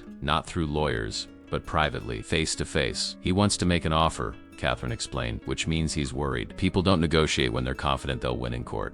Maria was immediately suspicious. It's a trap. He wants to intimidate us or trick us into saying something he can use against us. Maybe, Catherine acknowledged, but it might also be an opportunity to see what they're really afraid of, what they're willing to concede, and to make it clear that we're not going anywhere. After considerable debate, they agreed. Maya would meet with James Laurent with Catherine present. They'd hear his offer, whatever it was. But they'd make no commitments, no deals without Victor and Maria's approval. As Maya prepared for the meeting, she realized how much she'd changed in just 3 weeks. The girl who'd served soup to an old man and been handed a card-reading Heir had been uncertain, overwhelmed, swept along by events. The woman preparing to face James Laurent was different. She knew who she was now. She knew what she was fighting for, and she was ready for whatever came next. Some battles are won in courtrooms, others are won in the court of public opinion, but the ones that matter most are won in moments of quiet confrontation, when you look your opponent in the eye and refused to blink first. Maya was about to have one of those moments. The restaurant James Laurent chose for their meeting was ironically only 3 blocks from the Bellman, but where the Bellman cultivated an atmosphere of old-world elegance and tradition. This place was aggressively modern, all sharp angles and minimalist design. It was the kind of restaurant where billionaires brokered deals over 12-course tasting menus, and wine that cost more per bottle than Maya used to make in a month. She arrived with Catherine 15 minutes early, a strategic choice. They wanted to be seated, settled, in control of their space before James appeared. The host recognized Catherine immediately and led them to a private dining room separated from the main floor by frosted glass panel. It was intimate without being cozy, the lighting designed to flatter but also to expose. Maya wore one of the outfits Catherine had insisted on buying her for public appearances, a tailored dress that made her look professional and polished. She needed armor for this meeting. Clothes were part of it. At exactly 2 o'clock, James Laurent arrived. Maya's first thought was that he looked nothing like Marcus. Where Marcus was loud and theatrical, James was contained. He was in his mid-40s, average height, with dark hair graying at the temples and sharp, assessing eyes. He wore a suit that probably cost more than her mother made in 6 months, but it wasn't ostentatious. Everything about him whispered rather than shouted money and power. He dismissed his own lawyer with a gesture, choosing to come to the table alone. A power play, Maya realized. He wanted this to feel personal, not legal. Ms. Castellano, he said, his voice smooth and cultured. Or should I say Ms. Laurent? He extended his hand. Maya shook it, his grip firm but not aggressive. His palm was cool and dry. Whatever you prefer, she said evenly. I answered to both. James sat across from them, and a server appeared immediately with menus. He waved them away. Just water for now, thank you. He wanted privacy. No interruptions. When the server left, James folded his hands on the table and looked at Maya with an intensity that was almost uncomfortable. You've caused quite a stir. 3 weeks ago, no one knew you existed. Now you're all anyone can talk about. The hidden Laurent, the secret heiress. It's quite a story. It's not a story, Maya said. It's my life, a life that was stolen from my family and that we're reclaiming. James's smile was thin. Yes, the narrative you've been selling. Or Richard, destroyed by his cruel father. Innocent Aina, dead from poverty. Your mother, hidden away like a princess in a fairy tale. It's very compelling, very emotional. He leaned back, his posture relaxed, but his eyes never leaving her face. The problem is, emotion doesn't trump reality. And the reality is that Laurent Industries was built by my grandfather and great-grandfather, preserved by my father and uncle, and sold by Victor without consulting anyone who'd spent their lives expecting to be part of that legacy. Now you appear, claiming rights to money you had no hand in earning, based on a connection to a man who walked away from the family 60 years ago. Catherine's voice was sharp. Richard didn't walk away. He was expelled for the crime of loving someone your family didn't approve of. There's a significant difference. James turned his attention to Catherine, his expression unchanged. You would say that you're being paid handsomely to sell their version. But let's be honest about what this is. Victor is dying and feeling guilty about choices he made decades ago. You're exploiting that guilt to extract a fortune from a confused old man. It's elder abuse dressed up as family reunion. Maya felt anger flare but kept her voice level. Victor isn't confused. We have documented proof of his mental competency from multiple physicians, and we have 50 years of evidence that he's been supporting my mother, acknowledging her as family, long before anyone could claim he was being manipulated. James waved a dismissive hand. Medical evaluations can be purchased. Documents can be manufactured. Memories can be revised. He leaned forward slightly, his voice dropping. But let's stop pretending this is about justice or legacy. This is about money, so let's talk about money. Here's what I'm prepared to offer. You and your mother walk away publicly. You acknowledge that while there may be some distant family connection, you don't have a legitimate claim to Victor's estate. In exchange, I'll personally pay you $10 million. Cash immediately available, no strings attached. Maya's breath caught. $10 million. It was more money than she'd ever imagined having. More than enough to secure her mother's future, pay for Danny's education, change their lives completely. And James saw the moment of hesitation. He smiled, sensing vulnerability. $10 million, Ms. Castellano. More than your mother made in her entire life of cleaning houses. More than you'll make in decades of serving other people's meals. And all you have to do is admit the truth that this crusade isn't about honor or justice, it's about getting paid. You can get paid right now today and avoid years of ugly court battles and media scrutiny. Or you can gamble on a legal fight you might lose, spending years of your life fighting us while we expose every detail of your family's history for public consumption. Catherine started to speak, but Maya raised a hand, stopping her. Let me make sure I understand. You're offering me $10 million to publicly denounce my own family, to call my great-uncle a liar and my grandfather's suffering a fabrication, to tell the world that everything we've said about Charles Laurent's cruelty is false. Is that accurate? James's smile widened. See? You're smarter than Marcus gives you credit for. Yes, that's exactly what I'm offering. $10 million to make this problem go away. Maya let the silence stretch for a moment. Then she leaned forward, matching his posture, her voice cold and clear. No. James blinked, seemingly surprised. I'm sorry? I said no. Maya felt something crystallize inside her, a clarity she'd never experienced before. You think this is about money? You think because we've been poor, because we've struggled, that we can be bought? That there's a number that will make us forget what happened to my grandfather, what was stolen from my mother, what we've been denied our entire lives? But you're wrong. James's expression hardened. Everyone has a price. 20 million then. I can have the papers drawn up within an hour. Maya stood, and Catherine quickly followed suit. My price, she said, her voice ringing with conviction, is truth, justice. My grandfather's name cleared and his story told. My mother acknowledged as Richard Laurent's daughter, not as a secret to be ashamed of, but as a survivor of your family's cruelty. And yes, the fortune that should have been theirs. Not as a gift, not as charity, but as restitution for what was stolen. So no, James Laurent, you can't buy your way out of this. You're going to have to face it in court, in public, and eventually in history. And when it's over, everyone will know exactly what the Laurent name really represents. James stood slowly, his mask of civility slipping, His voice was ice. "You're making a mistake. We will destroy you. We'll dig up every secret your family has. We'll make the next 2 years of your life a living hell. And in the end, you'll lose. The courts don't favor people like you. They favor people like us. People with resources, with connections, with power." Maya met his gaze without flinching. "Then I guess we'll find out if that's true, because I'm not backing down. Neither's my mother. Neither's Victor. You can throw all the money and power you want at this. We have something stronger. We have the truth." James turned to leave, then paused at the door. "One more thing. Your great uncle, he doesn't have long. 6 months at most, probably less. Are you prepared to spend what little time he has left fighting in courtrooms and dealing with media circuses? Is that really how you want him to spend his final days?" For the first time, Maya felt the weight of that reality. Victor was dying. Every day spent in this battle was a day taken from whatever time they had left to actually be a family. But she also knew that this fight was what Victor wanted, perhaps needed, the chance to make right a decades-old wrong before he died. "Yes," she said quietly, "because this is what he wants. This is his chance to finally stand up to the legacy of cruelty your grandfather and has left behind, and I'm going to help him do it, no matter what it costs." James studied her for a long moment, as if seeing her clearly for the first time. Then he shook his head slowly. "You're either very brave or very foolish. Time will tell which." He left without another word, the frosted glass door closing behind him with a soft click. Maya sat back down heavily, adrenaline making her hands shake. Catherine was grinning. "That was magnificent. Absolutely magnificent. You just turned down $20 million and made him look like a schoolyard bully in the process. Did I just make a terrible mistake?" Maya asked, the reality of what she'd done beginning to sink in. $20 million.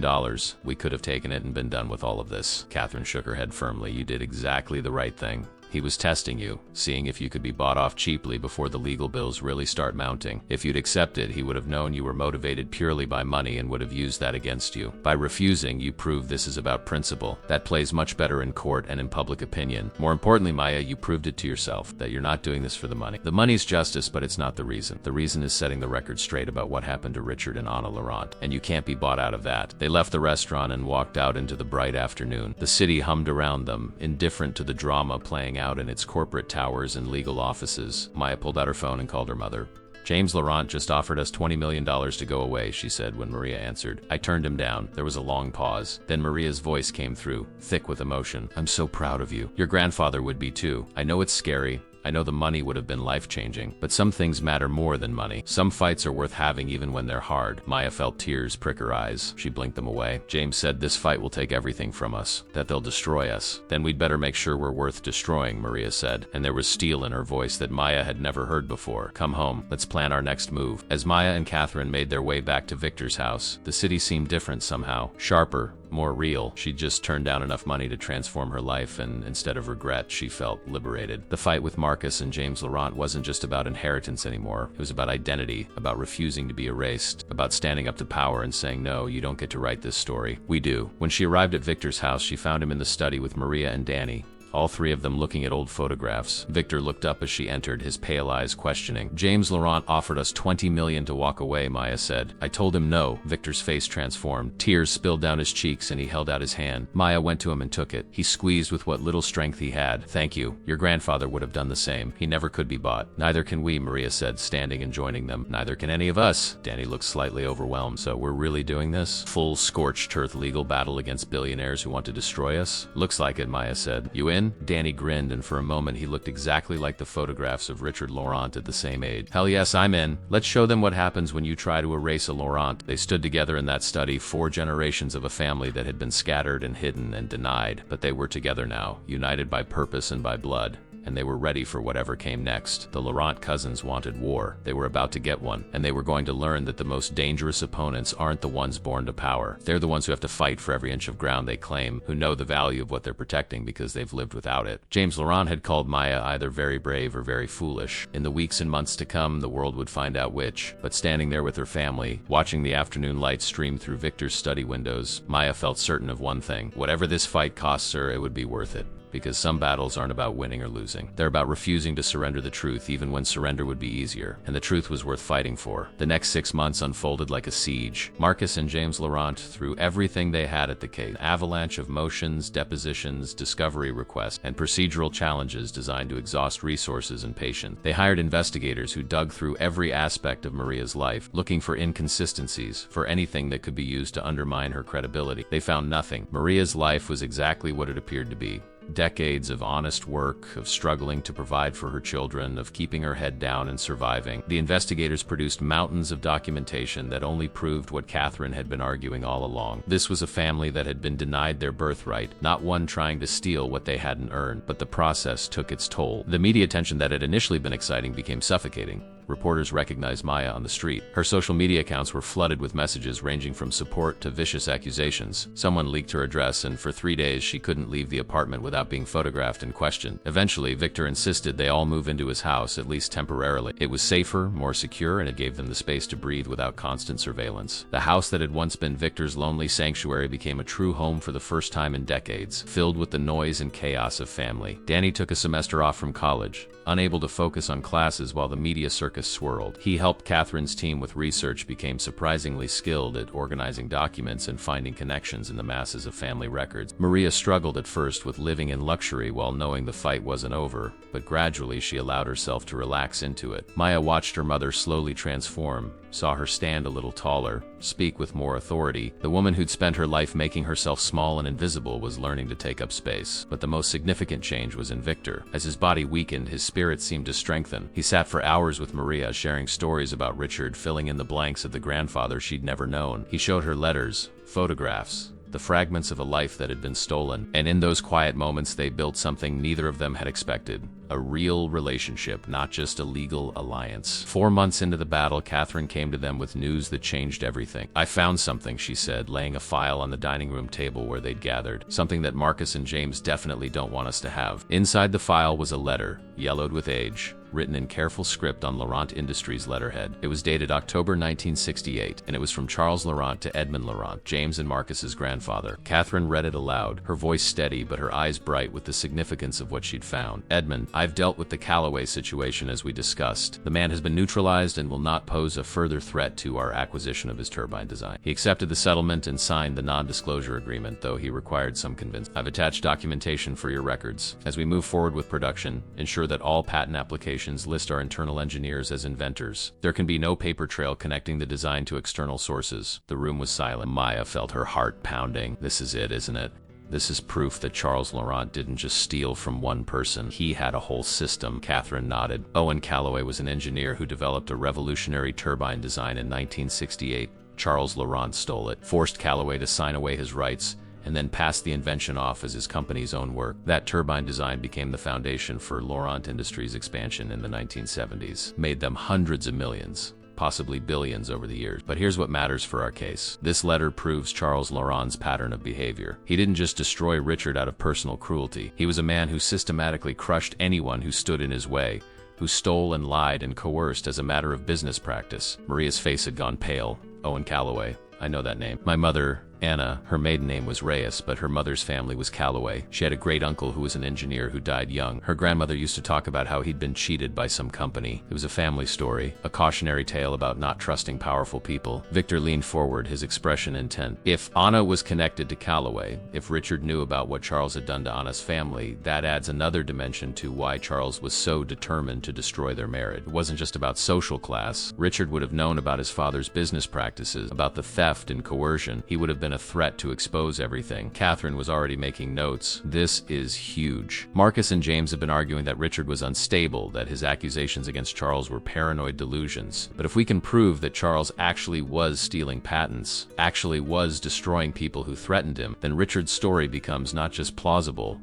but probable. We need to find the Calloway family, get them to testify. Over the next 3 weeks, Catherine's team tracked down Owen Calloway's descendants. His daughter, now in her 70s, still remembered the day men in suits came to their house and her father emerged broken and defeated. She testified in a deposition that was devastating in its detail. The story she told mirrored Richard's almost exactly. Powerful men, thinly veiled threats, a settlement that was really extortion. Marcus and James tried to block the testimony, arguing it was irrelevant to the question of Maria's legitimacy, but the judge, a sharp-eyed woman named Justice Helena Marks, disagreed. The credibility of Charles Laurent's character is absolutely relevant. If the plaintiff can demonstrate a pattern of coercive and illegal behavior, it supports their claim that Richard Laurent was similarly victimized. The testimony stands. It was the first significant victory in court and the media seized on it. the narrative shifted again. This wasn't just a family squabble over money. This was about exposing decades of corporate corruption, of powerful people crushing ordinary ones. Public opinion, which had been divided, began to consolidate in their favor. But as they gained ground legally, Victor's health deteriorated rapidly. The cancer was aggressive, resistant to treatment. By the 6th month, he was spending most of his time in bed, his body ravaged, but his mind still sharp. He insisted on being kept informed of every development, every motion, every discovery. One evening, Maya sat with him in his bedroom. The house was quiet, Maria and Danny downstairs with Catherine reviewing documents. Victor looked impossibly frail against the white pillows, but his eyes were bright. "Tell me honestly," he said, his voice weak but clear. "Do you regret it? If you'd taken James's money, you'd be done with all this by now. You'd be living your life instead of spending every day in courtrooms and dealing with lawyers." Maya thought about it, really considered the question. Then she shook her head. "No regrets. This has been hard and it's not over. But I know who I am now. I know where I come from. I have a family I didn't know existed 6 months ago, and I'm fighting for something that matters. That's worth more than $20 million. Victor's hand found hers, his grip weak but warm. "You're so much like your grandfather. He had that same certainty, that same moral clarity. He knew what was right and he wouldn't compromise, even when it cost him everything. I wish he could have met you. I wish he could have seen what his daughter became, what his granddaughter's becoming." Tears ran down Maya's cheeks. "Tell me about him. Not the tragedy, but who he really was. What made him laugh?" Victor smiled, the memory bringing light to his face. He loved terrible puns. The worse they were, the harder he'd laugh, and he was tone deaf but insisted on singing anyway. Drove our mother crazy. He had this way of making everyone around him feel seen, feel valued. People loved being near him because he had this gift for making you believe you were capable of more than you thought you were. He paused, breathing carefully. That's what Charles couldn't stand. Richard's charisma, his genuine warmth. Father was feared, Richard was loved, and Charles couldn't forgive him for that. They talked late into the night, Victor sharing stories, Maya committing every detail to memory. By the time she left his room, she felt like she truly knew Richard Laurent, not as a martyr or a victim, but as a fully realized person who'd made choices and paid prices and loved deeply despite everything. The next morning brought news that shifted the case yet again. Marcus Laurent, always the weaker link, had made a mistake. In an interview with a business magazine trying to defend his grandfather's legacy, he'd let slip a detail about Charles Laurent's business practices that contradicted sworn testimony in their case. It was a small thing, but Catherine pounced on it like a tiger. "We can use this," she explained to the family. "He's opened the door for us to depose him again, to question him under oath about his grandfather's methods. And Marcus can't lie under oath without risking perjury charges." His ego got ahead of his legal strategy. The deposition was scheduled for 2 weeks out, but 5 days before it was set to take place, Victor took a turn for the worse. His doctor said it was a matter of days now, maybe a week at most. The family gathered around his bed, and Victor, in a moment of clarity, made a request. "I want to amend my will one final time. I want to add a provision. When this is over, when you have what's rightfully yours, I want you to use some of it to find the others. Find all the people Charles and Edmund destroyed. Find the Calloways and anyone else who was crushed by my family's greed. Make restitution. Turn this fortune into something that repairs the damage instead of just perpetuating it." Took his hand. "We will. I promise." Victor nodded, satisfied. "Then I can go in peace. I've made things right with the people I can reach. The rest is up to you. But I want you to know, these past 6 months, having you all here, being part of a real family for the first time in my life, it's been worth everything. All the pain, all the loneliness of the years before. This made it worthwhile." He looked at each of them in turn. "Richard would be proud of you, Maria. And Anna too. You raised remarkable children. You survived when you should have been crushed, and you did it with grace and dignity.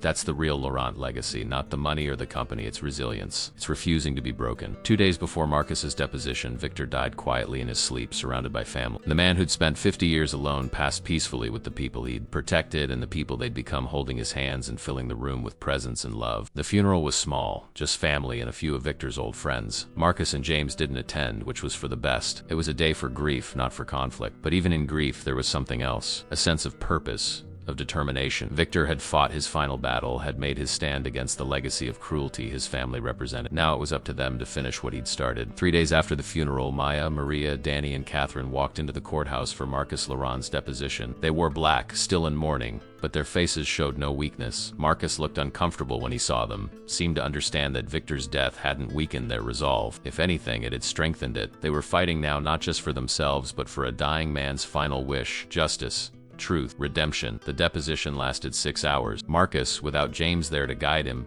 made mistake after mistake. He contradicted previous testimony, admitted to things his lawyers clearly wished he hadn't, and by the end he looked like a man who knew he'd lost. Catherine gathered her documents and looked at Marcus with something close to pity. You could have just let us have what was ours. You could have accepted that sometimes justice is more important than pride. But you chose this fight and now you're going to lose it, publicly, expensively, and permanently. As they left the courthouse, journalists swarmed, but Maya had learned how to navigate them. She made a brief statement, her voice steady and clear. Victor Laurent spent his final days trying to right a wrong that had haunted him for 50 years. He succeeded. The truth is out. The evidence is clear, and my family will claim what's rightfully ours. Not as a gift, not as charity, but as justice long delayed. We dedicate this victory to Victor, to my grandfather Richard, and to everyone who was ever crushed by the old Laurent regime. That legacy ends now. The cameras flashed, the reporters shouted questions, but Maya just walked away, her family beside her. The fight wasn't over yet.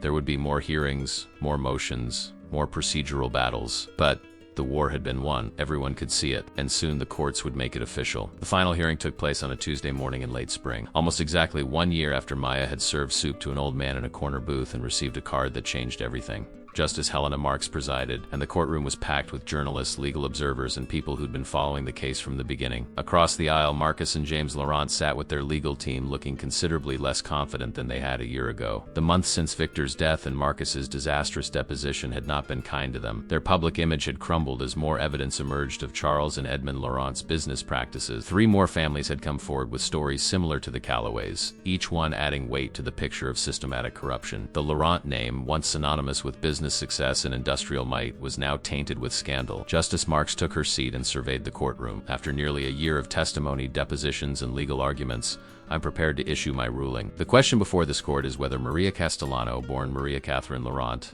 is the legitimate daughter of Richard Laurent and therefore entitled to inheritance from the estate of Victor Laurent. The courtroom was absolutely silent. Additionally, we must address the claims by Marcus and James Laurent that Victor Laurent was not of sound mind when he arranged for said inheritance, and that he was unduly influenced by the plaintiffs. The judge looked down at her notes, then directly at the Laurent cousins.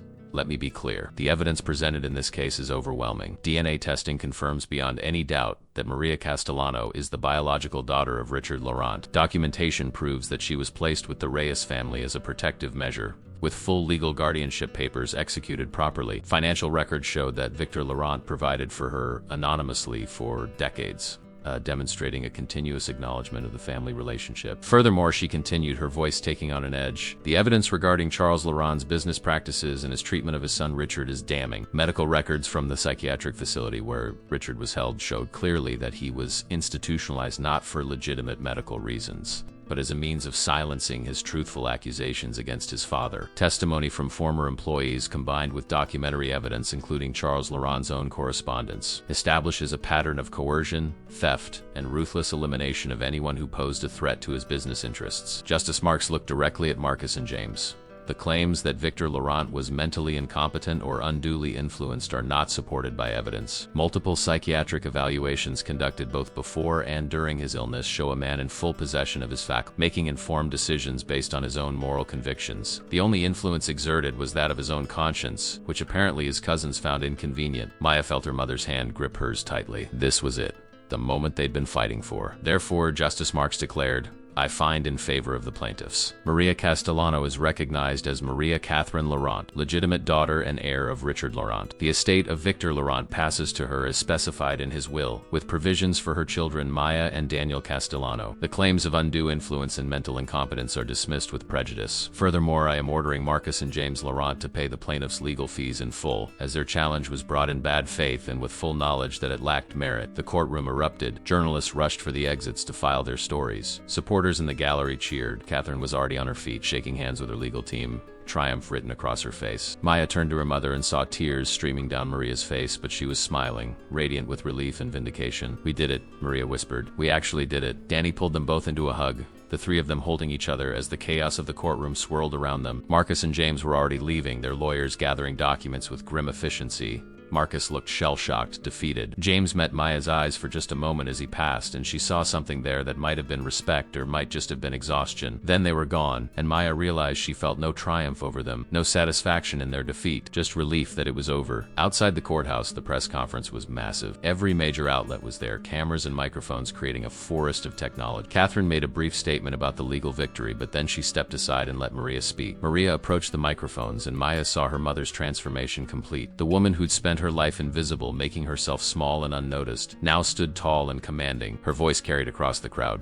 Today, justice was served. Not just for me, but for my father, Richard Laurent, who was destroyed for the crime of loving freely. For my mother, Anna Reyes Laurent, who died because poverty denied her proper medical care. For Owen Calloway and the others who were crushed beneath the machinery of corporate greed. And for my uncle Victor Laurent, who spent his final days trying to right the wrongs of a family legacy built on cruelty. She paused, gathering herself. The money we've been awarded is significant, but it's not why we fought. We fought because the truth matters. We fought because erasing people from history, denying their suffering, pretending victims are the villains that can't be allowed to stand unchallenged. We fought because sometimes you have to look power in the eye and refuse to blink, refuse to accept the story they want to tell about you. Maria looked directly into the camera. To anyone who's ever been told they don't matter, that their story isn't important, that they should be grateful for whatever scraps they're given, I want you to know something. You matter. Your truth matters. And there are people who will fight alongside you to make sure that truth is heard. Don't give up. Don't accept silence. Fight for your story because it's the only one you'll ever have. The reporters erupted with questions, but Maria simply smiled, waved, and stepped back. She'd said what needed to be said. As they left the courthouse, Maya felt a profound sense of completion. They'd won. The Laurent fortune was theirs, but more importantly, they'd reclaimed their history, their name, their place in a story that had tried to erase them. 3 months later, on a warm August afternoon, Maya stood in the offices of the newly established Laurent Legacy Foundation. The space was bright and modern, with photographs covering the walls.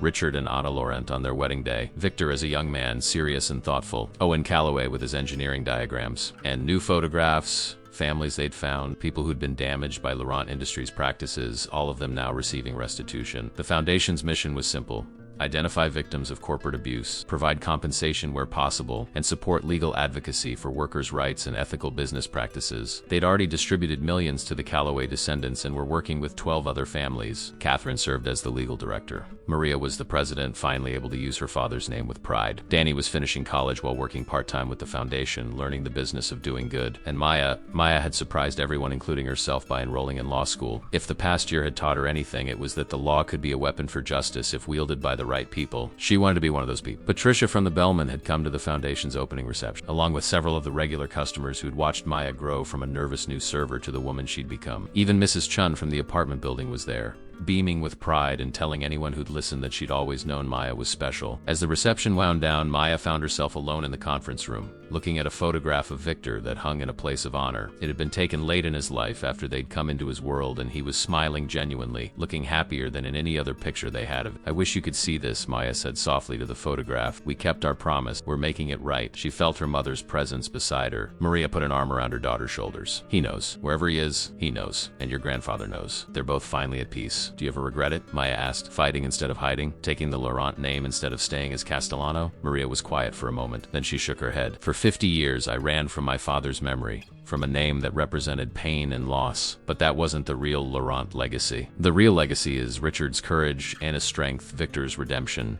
It's you and Danny, the future we're building. It's all these families we're helping. That's what Laurent means now. Not corporate greed and cruelty, but justice and restoration. That's worth fighting for." They stood together, mother and daughter, looking at the photographs of the people who'd shaped their story. Richard, who'd chosen love over fortune. Anna, who'd died too young. Victor, who'd spent his life trying to atone. And all the others, the Calloways and the workers and the people who'd been crushed but not destroyed. A year ago, Maya had been a waitress drowning in debt, living a life that felt too small, too constricted. She'd served a wealthy old man his soup and received a card with a single word that had changed everything: heir. But she understood now that heir didn't just mean inheritance of money. It meant inheritance of story, of responsibility, of the obligation to do better than those who came before. She was heir to Richard's moral courage, heir to Anna's resilience, heir to Victor's conscience, and heir to a future that she and her family would define on their own terms. The Laurent dynasty that Charles had built through cruelty was dead. In its place, something new was being born, something that honored the victims instead of the victimized, something that used power to lift people up instead of crushing them down. As Maya and Maria returned to the reception, to the noise and warmth of people gathered to celebrate justice long delayed, Maya thought about the card card she still kept in her desk drawer. That single word in elegant script. She'd been handed her inheritance that night in the Belmont, but not the one she'd imagined. The real inheritance was the chance to transform pain into purpose,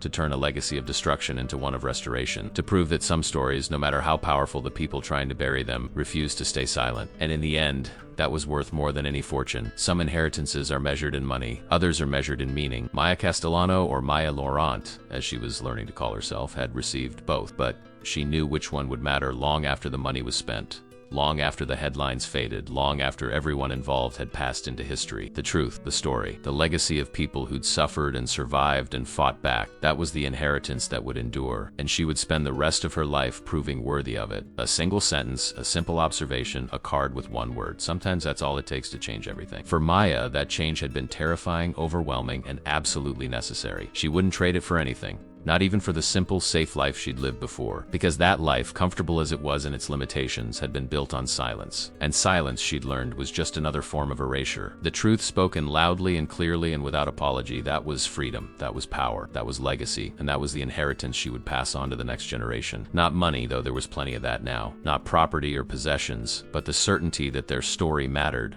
that their truth was worth fighting for, and that no one, no matter how powerful, had the right to erase them from history. The Laurent legacy had been rewritten, and it was only just beginning.